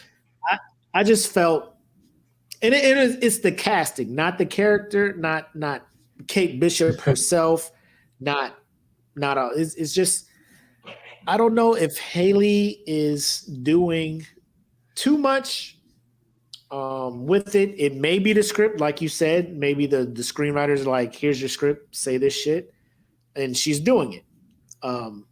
At that point, then yes, maybe the writers are at fault with a lot of the stuff. But how I'm looking at it, Clint or Hawkeye is he is the sarcastic, bro, I got no superpowers. I'm just nice with this arrow. I hang around super motherfuckers all the time. So I have a very sarcastic look on shit. Like, I know I'm not the super dude. Like, I got a whole, like, legit family. I'm an average ass dude. And I'm just trying to make it back home for Christmas. Like, when I look at Clint, I relate so much with Clint. Like, he's just like, I'm fucking tired of this shit. Like, I'm trying to hang with my family. Oh God. This whole fucking Avengers shit is done. The fucking Thanos snap was fixed. I can't hear. I just want to go to fuck home for Christmas. And then Kate does this extra random shit where she's like, I'm gonna take this Ronin shooter and start some shit up and cause all these problems. And Clint's like, fuck, God damn it, girl, just sit your ass the fuck down somewhere. You know, like, God damn, like I think my thing is like I relate so much with Clint. Like, just why are you doing this, Kate? Like, you was in college. Nobody told you to shoot the fucking bell. Nobody told you to shoot the bell, knock this fucking shit down, all this other stuff. Your mom rich as fuck. You already got a good job in Bishop fucking security. Why are you causing all these fucking problems for me? And like, you put the suit on.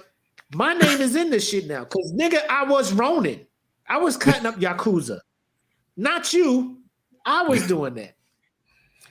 But I think it's like small, minor things for me. When she put the suit on and she was fighting the tracksuit mafia, like when they were doing the fight scenes, it was so much extra. Ooh, yeah, she hurt. Like, I know that's not you doing that, Haley. I know you got a stunt double in there, and the producers or whatever are having you do the voicing as if you were getting hit and shit like that. But I could do without a lot of that. A lot of the scenes where she's doing a lot of banter, I guess you would call it, banter with Clint. Like, I feel like a majority of that is ad-lib. Maybe it's not. I don't know. But like, Clint is the dude that has the smart ass shit.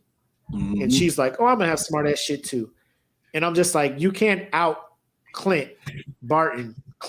When Clint Barton is in the scene with you, like, he's the one doing that. Unless you're trying to do what I mentioned in the Falcon and Winter Soldier, like a lot of the banter between fucking Falcon and fucking, you know, Bucky. You know, like, they're just gonna keep the banter and shit, which is cool to an extent.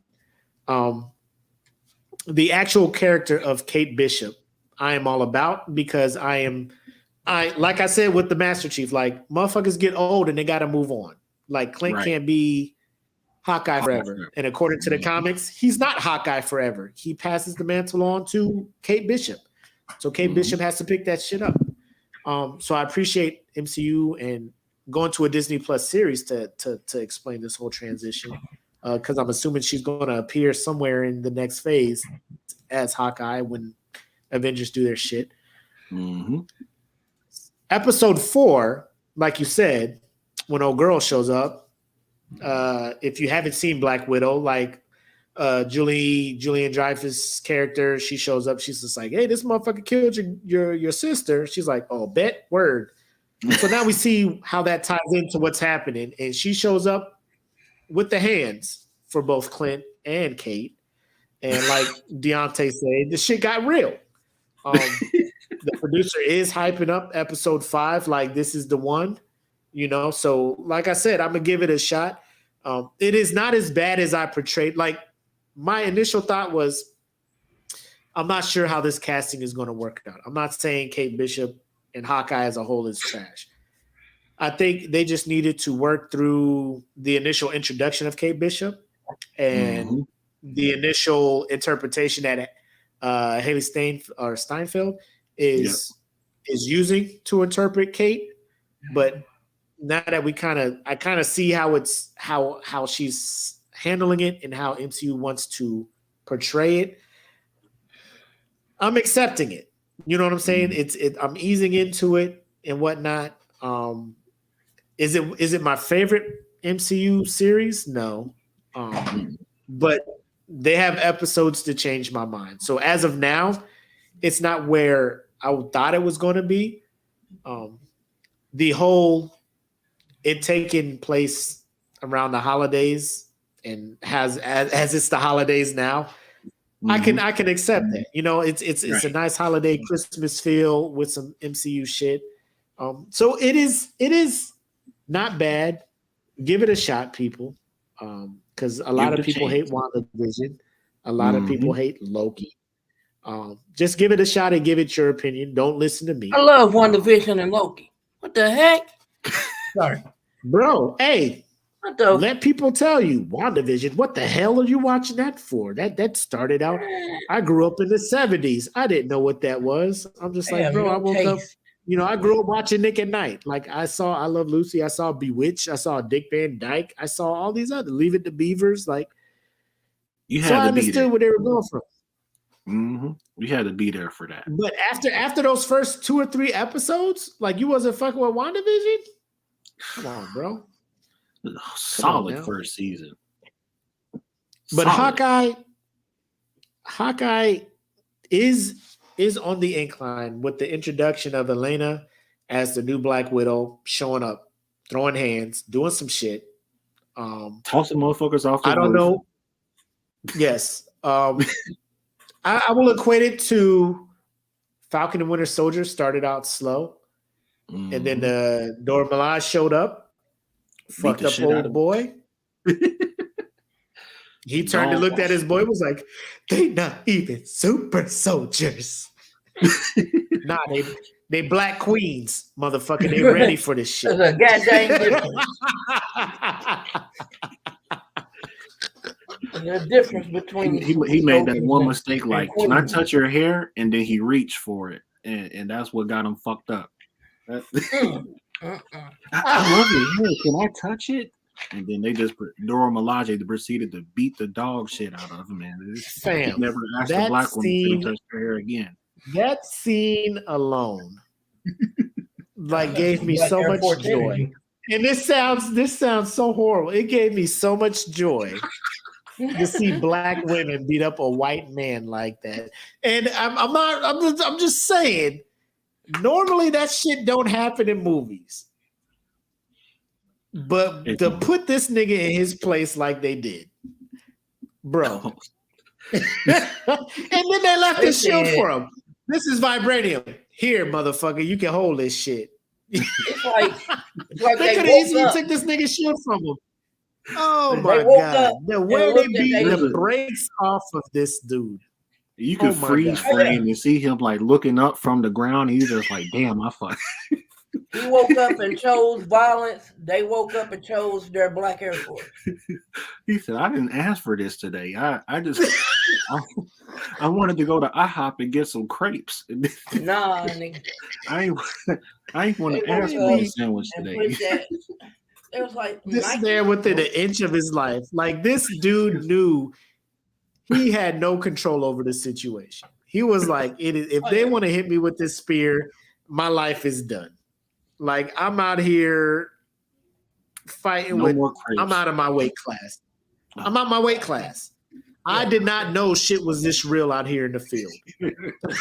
Let me take this serum. Take over for Captain America. All I wanted in life was chicken and waffles, and I never had a chance to try it. Dora Milaje took my fucking life before I could do it. But that's where I'm at with Hawkeye. Like, it was the initial. Haley's probably trying to do too much. I don't know if it's the writer or her. I just assumed it was her trying to stand out. Because I know Marvel has this thing where, like, comedy is kind of integrated in their thing, and then they try to make people laugh and stuff. I think maybe she was doing too much first couple of episodes. Episode 3, it wasn't as bad. She still had some parts where I was just like, you talking a little too much. Episode 4, I was just like, oh, okay. I'm fucking with it. So, like I said, you said between 6 and 10. Hopefully it's towards 10, because I think WandaVision got 9 or 10. Falcon Winter Soldier had about 9 or 10 or whatnot. So yeah, hopefully they get the same amount of episodes. And I want to like Hayden, because physically visually, she is Kate Bishop to me. Like she's the closest person they could probably get to being Kate Bishop to me. So hopefully I sit and accept the role that she is sitting in. But initially I jumped out the gate. Some might have thought kind of harsh to the girl Haley. Hey, I mean, but she's growing on me. I'll say she's growing on me. We're supposed to, kind of be harsh. We're film critics. No, I don't know, but we do critique film. So if there's something wrong with like, I don't want people to think the crew of SNN is just going to be fanboys and 100% all in on everything nerd.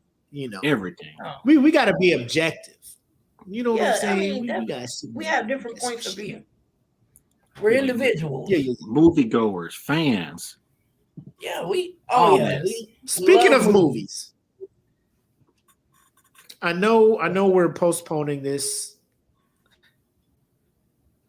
Initial perception or initial thoughts on what this Spider-Man No Way Home. What y'all thinking? Y'all hyped? Y'all skeptical? What y'all thinking? As soon as I get my work schedule, I'm buying them damn tickets. As soon as I find out what I want, I'm talk about it. Mm-hmm. You'll probably have to come by and pick me up for that. Ooh. Opening weekend. That shit is being seen by me. Shit is being seen by your boy. Yeah. I am. Bring this shit the fuck on. You had Electro. Electro was actually black and wearing Timbs. Oh, I'm just like, okay. With the right color lightning. That first Electro was not. He showed up from another part of the multiverse, like dead ass Beasley. You ready for round 2? Yeah. With the Caesar? And he had the Caesar. He had that fucking horrible haircut he had before, or the baldy. I was like, nigga, you got the 360s? You got the 360s? Oh, Electro came back, bud. He came back. That nigga, he came back to play. Bong. He came back to play. Jamie Foxx was like, nah, square up, nigga. My nigga like this. This motherfucker showed up to Peter Parker, square the fuck up, nigga. Run that shit. Right. Run that shit back. I'm back. What you want to say to Joe Biden? Tom Holland's like, who the fuck is you? Run that shit the fuck back, nigga. Andrew, what's up, baby? Take me out to dinner. He back for Andrew. He was like, I'm back. Yep. Doc Ock came back looking for Toby. Electro came back looking for Andrew. Tom Holland sitting there like, nigga, who is y'all? What did I do? Hey, you're the nigga I'm looking Tom for. Holland probably sitting over there. What about me? Look, nigga, we don't even. Who are you? Goblin came back with the actual pumpkin grenades this time. It's like, oh man, looking for the wrong. Tom Holland sitting here like, who are y'all? Who are you? And they looking at him like, who are you? He's like, you wearing the wrong colors, nigga. Run this shit. You wearing the wrong colors around here, nigga. Run that shit. Square. Yeah. What set you from, cuz? Your grandmama stay. Right. Where your grandmama stay? Huh? What universe you from, cuz? Grow up your set. Oh shit. Tom be like, what? You mean my aunt? Oh, I can't tell you that. Yeah. She fine. Yeah. Y'all probably gonna try to smash her. You know, Jamie gonna go up there with the Timbs and the black suit. You know she ain't gonna say no to that shit. Game over. Come on, bro. Dead ass, son. A mixed cousin. My guy. Dead ass, my guy. I'm smashing. I'm telling you, on site. You see the dogs in the front yard? Just know I'm upstairs going hard. Where's I feel like all the villains gonna feel like they went back in time when they see Aunt May. They're like, hold up, when your grandma old, nigga? Oh shit, you right about that. Cause when Doc old nigga, Aunt May was an old ass mom. You know what I'm saying? He gonna come back and be like, oh, Jamie gonna be like, Oh, hey. Let me show you what I can do with these Wait a tentacles. minute. I've been watching some anime. I can do Look, some things to you, look. girl. Yeah. They don't call me Electro for no reason. Let me show you some things I picked up from a show called Redo of Healer, girl. Let me show you some shit Let real me. quick.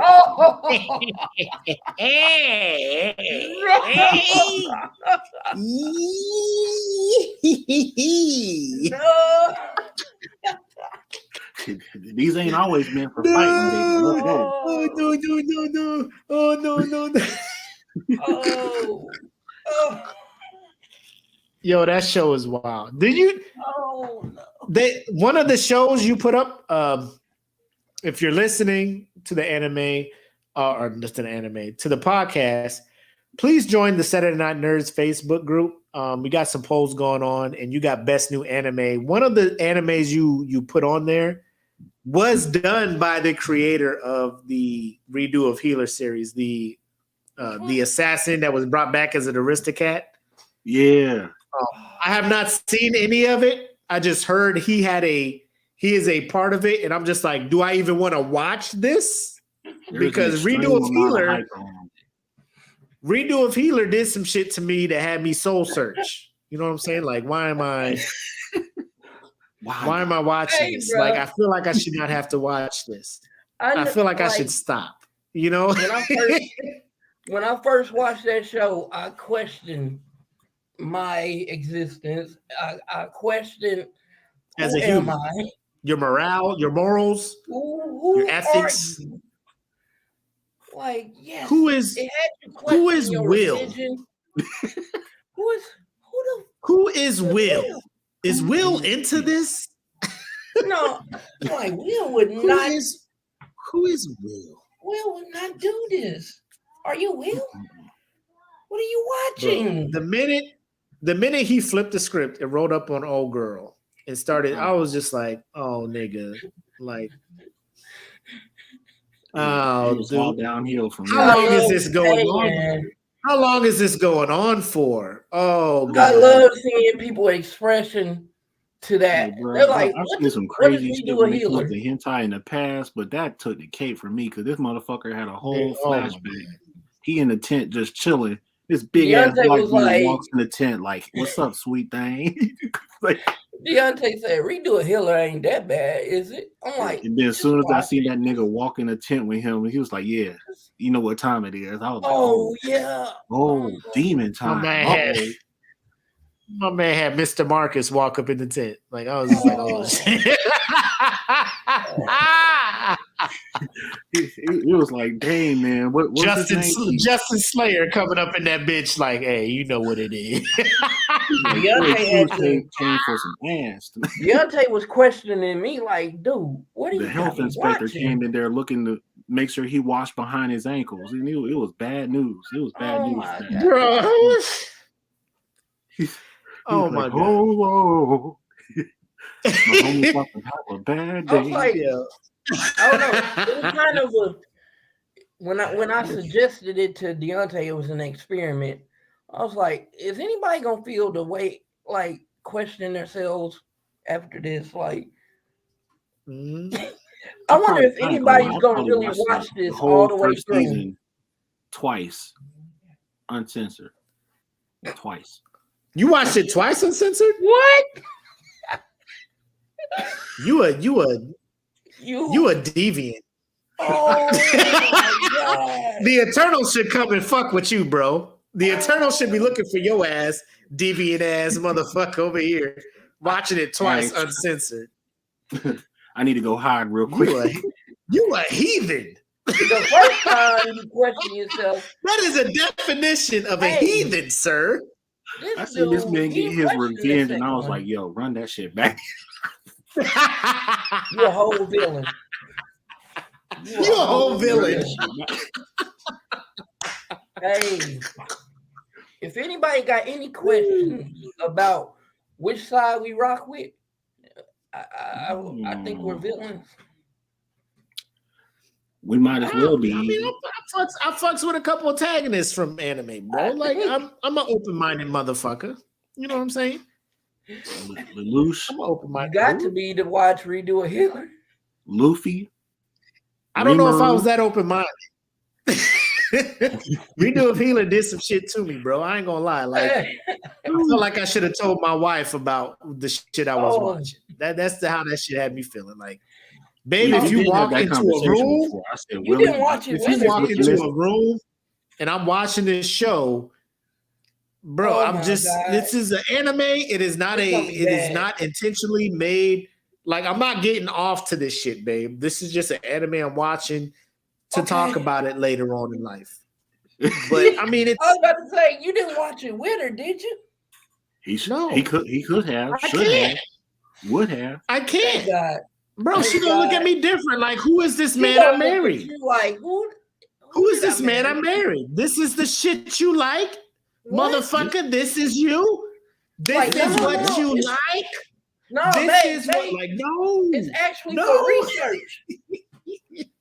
I'm not lying. That ain't no research for some shit I want to do, bro. I'm not lying this time.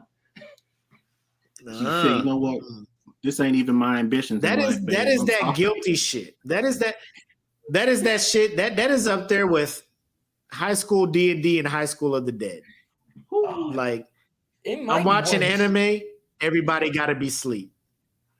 Everybody got to be asleep. Because when you walk up here and you see me watching this, you gonna think some shit that ain't real. That ain't what. And no matter how much I explain it to you, like, it's not gonna make it better. To this day, I try to tell people High School of the Dead gets shitted on because of all the ass and titties that is in there. But on a story level, action level, the shit is lit. Like, I'm here for the fights. I'm here for the guns. I'm here for the swords. And they like, oh, that's cool. But this motherfucker shoot a sniper rifle between this girl's tits. You know what I'm saying? Like, like she leaned back and her tits was like this, and the bullet was like. I was just like, that is another reason why y'all had to do this. Assassin. Oh, it's like that. Assassin and Code Geass. Hey, just you'll see shit like that all the time. Oh yeah. Oh, you'll see shit like that all the time. It's just like out the gate. I'm just cool and I'm like enjoying the plot. Next thing you know, it's like, oh, innocent shower scene. Oh, that's not innocent at all. High School D&D, I thought that was the epitome of etching anime. Like, this dude's like, oh, I'm in this club. This broad sucking his fingers and being naked all over the place, wanting to smash all over the place. I'm just like, I mean, I see the plot. I see what you're trying to do. I see all that stuff, but you see the plot. The amount of ass and tits you keep throwing in this shit make me feel like you ain't trying to really be serious with this shit, bro. With all the assets. But I watch it. This motherfucker just drawing circles with his pen every panel of his manga, just like, all right, titties, ass, bro. And low key, I'm not even here for who's the girl with the red hair? Like, the girl with the dark hair who's second in command, like, that is my overall waifu in that one. Like, I got to go back and watch it to get names. Like, not Rias, right? Not Grimmer. No, Rias is the leader. Rias is the one. He's like, oh, this is my broad. The second in command, where she was like, oh, let me suck your fingers to get whatever out of your system. I'm like, she's sucking them things nice. Like, I ain't even. You sure you want to? I'm watching. Finger? You sure? Yes, Lord. I mean, I got other things. You know. This made me get Funimation just so I can watch that shit. You know, Crunchyroll was late to the party. Funimation was like, "Hey, holla at your boy. I got you." I was like, "Hey, I got you. All right." Yeah. And then Crunchyroll was like, "You got High School D&D." I'm like, "Nah, it's too late, nigga. I got." Which one is worse? In your opinion, which one is worse? High School DxD or Redo a Healer? Probably Redo a Healer. Redo a Healer was rape. That was sexual assault, rape, manipulation, gaslighting, everything that men should not do to women. This nigga was doing. Not an ounce of consent. And when you think about it, the shit this motherfucker went through while plotting his revenge was crazy. I almost cannot be mad. Because she had this dude in prison getting ran through by everybody to get his powers. And he was like, bro, when I come back. We got to be careful on wording around here. Twitch. That's what I'm saying. Mm-hmm. And if you have to watch this series or read the manga to understand why he did what he did. Yeah. Like on face value, I'm not gonna say I approve of the shit he did. No. But if you watch and see the shit that transpired before he had the mindset of I'm gonna fuck everything up, you will understand his mindset. Yeah. Face value, I'm not saying motherfuckers go out there and do what he did. Right. Unless you went through the shit he did, which I'm sure you have not gone through. Storytelling is right. Y'all see how powerful the storytelling is. Yes. He had empathy for him. Get the whole. You gotta get the facts. Yeah. You gotta get the full story. You gotta get all the facts of why this motherfucker did what he did. That's what you got to do. And he went so hard about his revenge too. He ain't slow down till like the end. Code Geass ain't as bad as Redo a Healer, not by a long shot, but in the same light, if you took what Lelouch did at face value, you'll be like, oh, he's definitely the villain. I definitely don't rock with him. Suzaku is definitely the good guy. Yeah. But once you get in, they go over the history, his mindset, whatever, and everything that happened to him, you're like, honestly, we could spoil that and it wouldn't change the outcome of what people watch. Because honestly, Lelouch is basically pissed off. Well, one of the reasons he's pissed off is because his mom got killed right in front of him, and his baby sister was paralyzed from the waist down and blinded right in front of him. And ever since then, all he saw was red, and he's just like, yo, first off, I'm gonna start by killing all my siblings. They're all royalty, and removing them from power. Then I'm gonna come after my punk ass dad. And the crazy part about that's how the story took off, and there's a whole lot more around that. He had planned all of this ahead of time from when he was younger. He just didn't know how to go about it. But once he got that power, he was like, all right, now everything is in place. Time to act. I'm like, now, episode 20, genius. Dude, he is reconsidering that. Like, he's really like having like some sort of a mental crisis right now. Like, yo, like I'm getting ready to murk. I'm contemplating murking my next sibling, but this is one of my siblings that I had the most bond with, Princess Yuffie. Yeah, their fucking bond was crazy. Like, and this dude is like, do I really want to kill her for the sake of revenge, or do I want to find another way around? And then watching him on the balance of good and evil is like that's some good storytelling right there. And I can't wait to see what happens after the fact. Every day that's a struggle. You got to balance. Your life is a balance of good and evil, and it sometimes really it's a necessary evil. And then you know how Cece did that monologue like in the second half of season 1, and she's like, every Geass user is in between. It's in like a valley in between good and evil. Yeah, and whoever makes it out becomes a king. And the power of the king, something about the power of a king is gonna leave him. You know, something about being lonely or something. I'm not sure how she had that. I want to low key look that up. Have you looked that part up? About like her little dialogue, her monologue? Yeah, just to play it. Oh yeah, I'm finna watch Code Geass as soon as this over with. Like, can you look it up on YouTube real quick? Like I forgot. Yeah, her little monologue was that. Man, that's what I forgot to tell Mac about is some of the greatest speeches I've ever seen are in this anime. And it's like, who one person didn't write this series. No way in hell. Yep. He had consultation and he had help from angels. We thought the niggas that wrote One Piece, the niggas that wrote Attack on Titan were mad genius in their storytelling and how they planned it and executed each one at the perfect time. Not all writers and producers can do that, like, Right. and make everything make sense.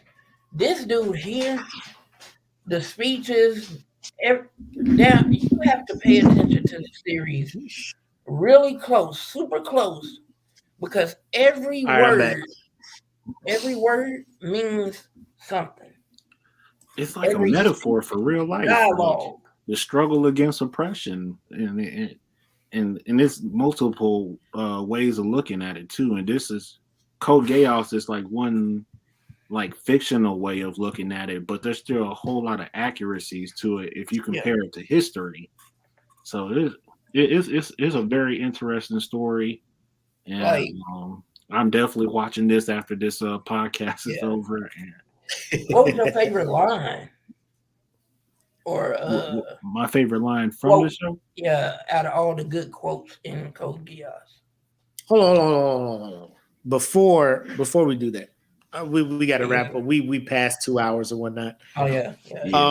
Season finale. Obviously, the next joint is going to be the awards. We had the polls going on in the group and all that stuff. But before we end, I just want to know, what are y'all looking forward to in 2022? Whether it be video games, anime, comic stuff. Like, what's the biggest thing that has your attention moving into the next year? For me, we'll start with Dante. Yeah, for me, I do have a lot to look forward to as far as like comic books, games, and anime. But for the most part, most of the stuff I'm looking forward to personally, like top priority, is the future of SNN. So y'all be on the lookout for all these upgrades. And man, why did you take what I was about to? It's gonna be some new faces. It's gonna be some new colors, new logos, new music. We're gonna have a little bit of everything. We're gonna have some special guests that I've been. If y'all did not know me and Deontay from anywhere, y'all would probably think we were born twins with the same mind, because he finishes my sentences all the time and says exactly what I'm thinking at that moment, and then I do, and vice versa. and he's like, "We should have been twins, huh?" Yeah. You must be a Geass user too. You what? Wait, we might have Geass. Why you say Geass like that, man? I'm just addicted to saying it. But anyways, I'm gonna finish my little SNN spiel, and then new music, new guests, new hosts. I got a whole lot of stuff up my sleeve that I haven't told anybody just yet. I've been leaking out some hints to Emperor a little bit, but y'all better be prepared to see some unexpected faces in here. And I don't mean just people from the group. I mean some individuals that's from outside with a lot of clout. We're gonna start doing interviews next year. We're also gonna start doing. We might even try game shows again and start doing merch giveaways, merch updates. So we got that coming along too, and we're the second annual SNN Award show next December. So that's going to be new and improved, nuanced ways of executing that. So we're learning from everything we're doing now, all the mistakes, correcting it, and then we're going to come back stronger. And the show is going to turn out beautiful. So another 12 episodes, and we're trying to secure the bag. So 2022 is going to be it. Yep.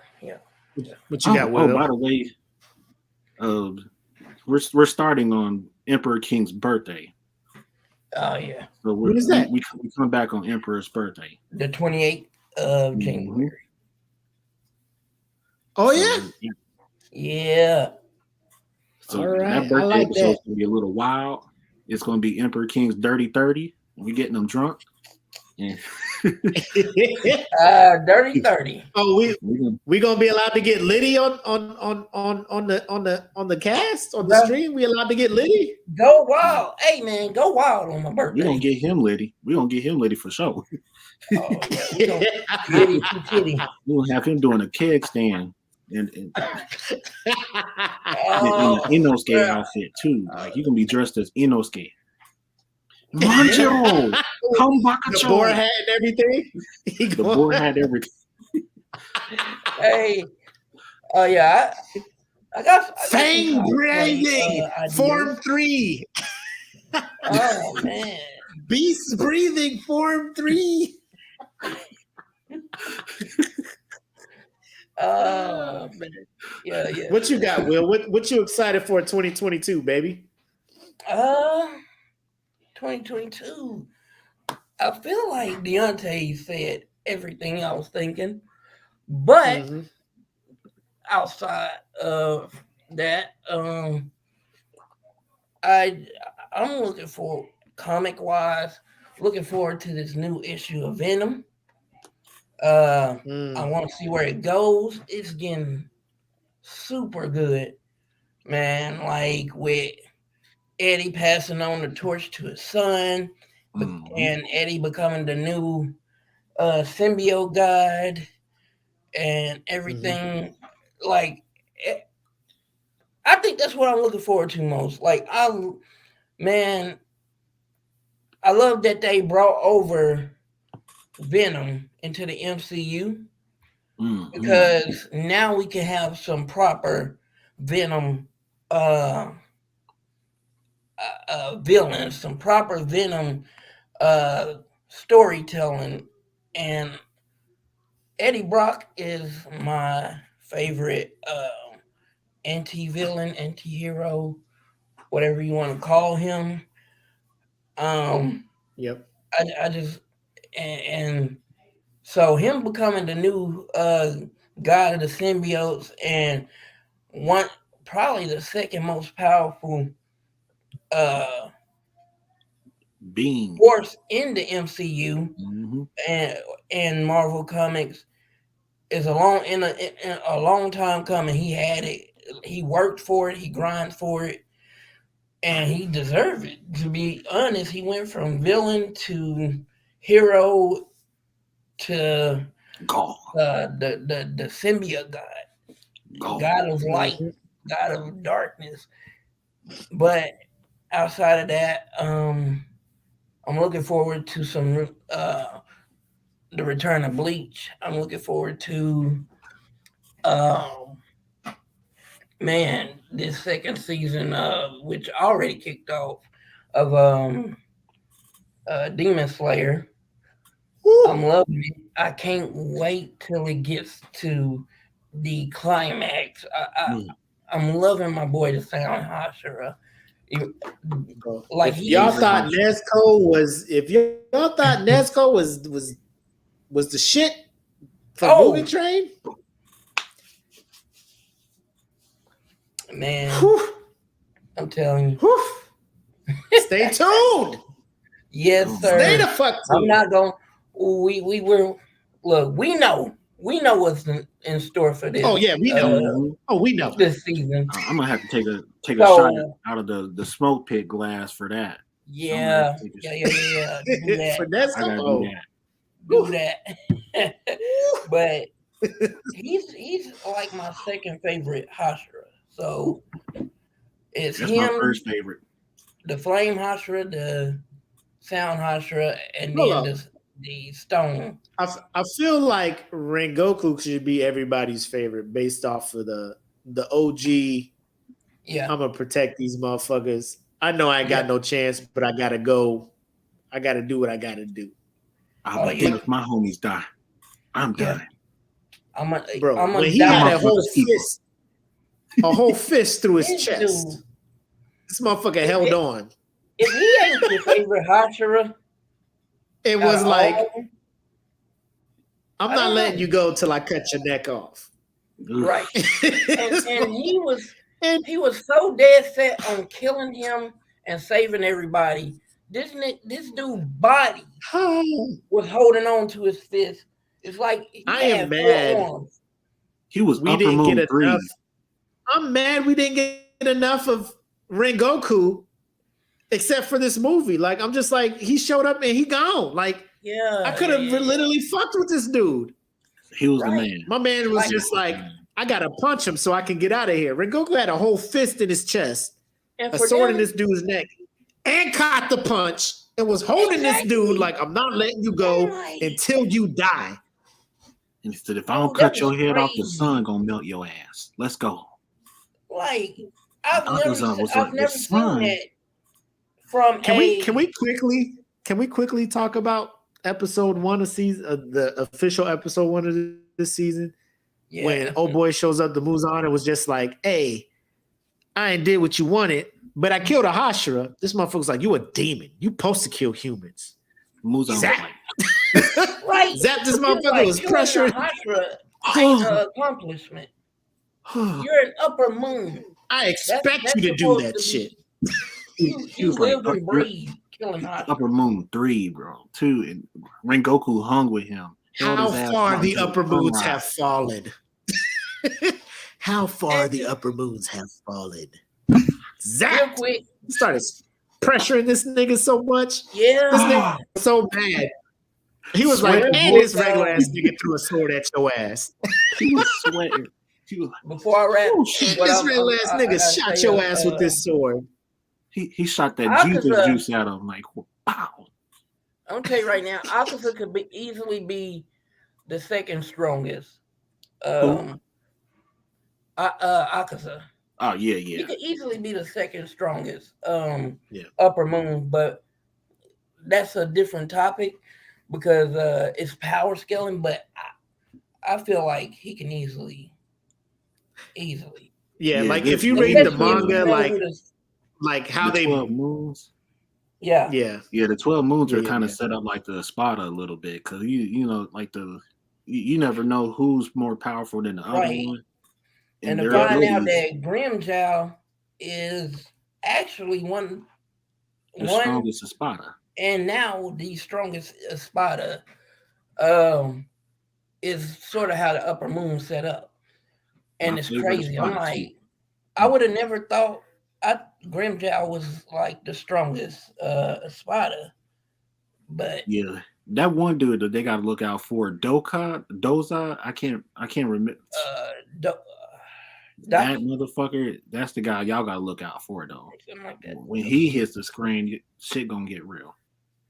Yeah, you talking about if they're planning on ending this season at the end of the Red Light District arc, and then it picks up from when they get to the I think in the manga it goes to like where they the sword makers. Mm-hmm. That arc after, bro, that shit. Hold on, because my girl comes through. The love Hashira, she comes through, and they go crazy. But who are you talking about, bro? Me looking out for? Oh, those are the Upper Moon. The second? Yeah, Upper Moon 2. Okay, yeah. The body dropper. That motherfucker was nasty. He's nasty. You gotta jump this nigga. That's a good call though, Will. Like, number one, like Demon Slayer starting in December, knowing that you're gonna get this shit all through at least the first quarter of 2022. I'm excited. Sword Hero is coming out Shield Hero. 2022. Low key, I did not think I would like that anime as much as I did, because that was a 2020 joint. No joke. Me and my daughter burned through that shit real quick. Raphtalia, she up there as on the waifu list, even though she like a hybrid raccoon woman thing. Like she still, I don't know how she get it, but I'm assuming she got some parts where she can get it. Demon Slayer, low key, let me tell y'all, I've probably My Hero is going down the list on my anime to keep up with. I don't know. Mm. Maybe I'm fucking up. Maybe I'm missing something, but I don't like Yeah. the way they're rolling the shit out. You know, like some weeks there's new Yeah. episodes, some week there's not. I don't know. Um, The I pacing think kind of went off I the don't know if wall. Doctor Stone Yeah. Yeah. is supposed to come out 2022. Hopefully so, because they're working. The manga's working on the final arc now, so they'll be Yeah. done. They'll be done. Obviously, Attack on Titan coming out in January. I want to see how they wrap that all up. Man. Final Yeah. January chapter, gonna be guys. bomb. I ain't gonna lie. My Yes. birthday, season 2, AOT coming. Man. Yes. Uh, Yes. Yeah, And we then to beginning. piggyback on Deontay and Emperor Will, like when we say SNN has some shit for y'all, second season, we kind of got our legs under us, kind of seeing what works, what doesn't work. We're gonna keep improving, keep figuring out good content to give you guys to satisfy your nerd needs. Streaming wise, if you want to see gaming, we got that covered. Anime wise, we got you over here with that stuff. Comic wise, obviously, we got you with that over here. Podcast, we're gonna come up with content specific to gaming, Yeah. content specific to your comics, content specific to manga and anime. So if The you're just here production for gonna one be of those crazy on three, the we're gonna podcast. have something for you.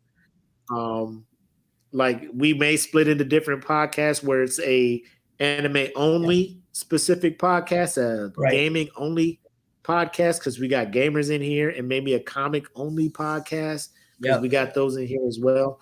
So just stay tuned to what 2022 has in store for Saturday Night Nerds because I mean the brand is only going to get bigger. Trust us on that. Oh So yeah. be prepared. with that being 'cause said, that's all I got, man. Y'all got anything else for the peoples? Okay. What I got one comics quick you note. looking forward to? We got a couple categories left for SNN awards. So if you're watching this now, definitely get in and vote if you haven't. Yeah. Best new anime of 2021 just dropped tonight. Tomorrow is going to be, I think tomorrow is going to be best either comic book series or what I can't remember what the final two were, but Fumble of the Year should be Sunday, I think, or Monday. And then so y'all want to get active for that. Help us pick a winner that deserves that title. And Wednesday, December 29th, we'll make those announcements, do some giveaways, and then that'll be the last y'all see of us most likely for the year. And then y'all just enjoy your holidays, unwind, indulge in some more nerd activities, but also spend time with your fam. Yeah. Also, we are coming out with new merch. Oh yes. Ideas and stuff for season 2. So stay tuned for that. Be on the lookout. New merch, new designs. If y'all have any ideas for any design for the merch, Let us know. you can hit us up personally with what through DMs, or just we may have a poll for what designs y'all want. And also, before we leave, I do want to know what games and comics each of y'all are looking forward to in 2022. Yep, Yeah, let us know If what you y'all want have to any talk games. about, and we'll do our due diligence research, and we'll discuss it with y'all. You know what I'm saying? Live Yep. on these streams. So y'all just let us know what content y'all looking for, and we'll do what we can to make it. You know what I'm saying? Yep. So that's what we got on deck 2022. Yep. Yes, Lord. Yep. So if y'all don't make it to the award show, we'll just back brief you on who won what category and who won what award, And then until then, y'all have a happy holidays, and thank you for supporting us through season 1 of this live stream. Oh yeah, and Yes, sir. thanks for the support overall, and we love y'all. Stay nerdy, stay Y'all blessed. take care. Yes. All right. Peace. Peace. Thanks for coming out.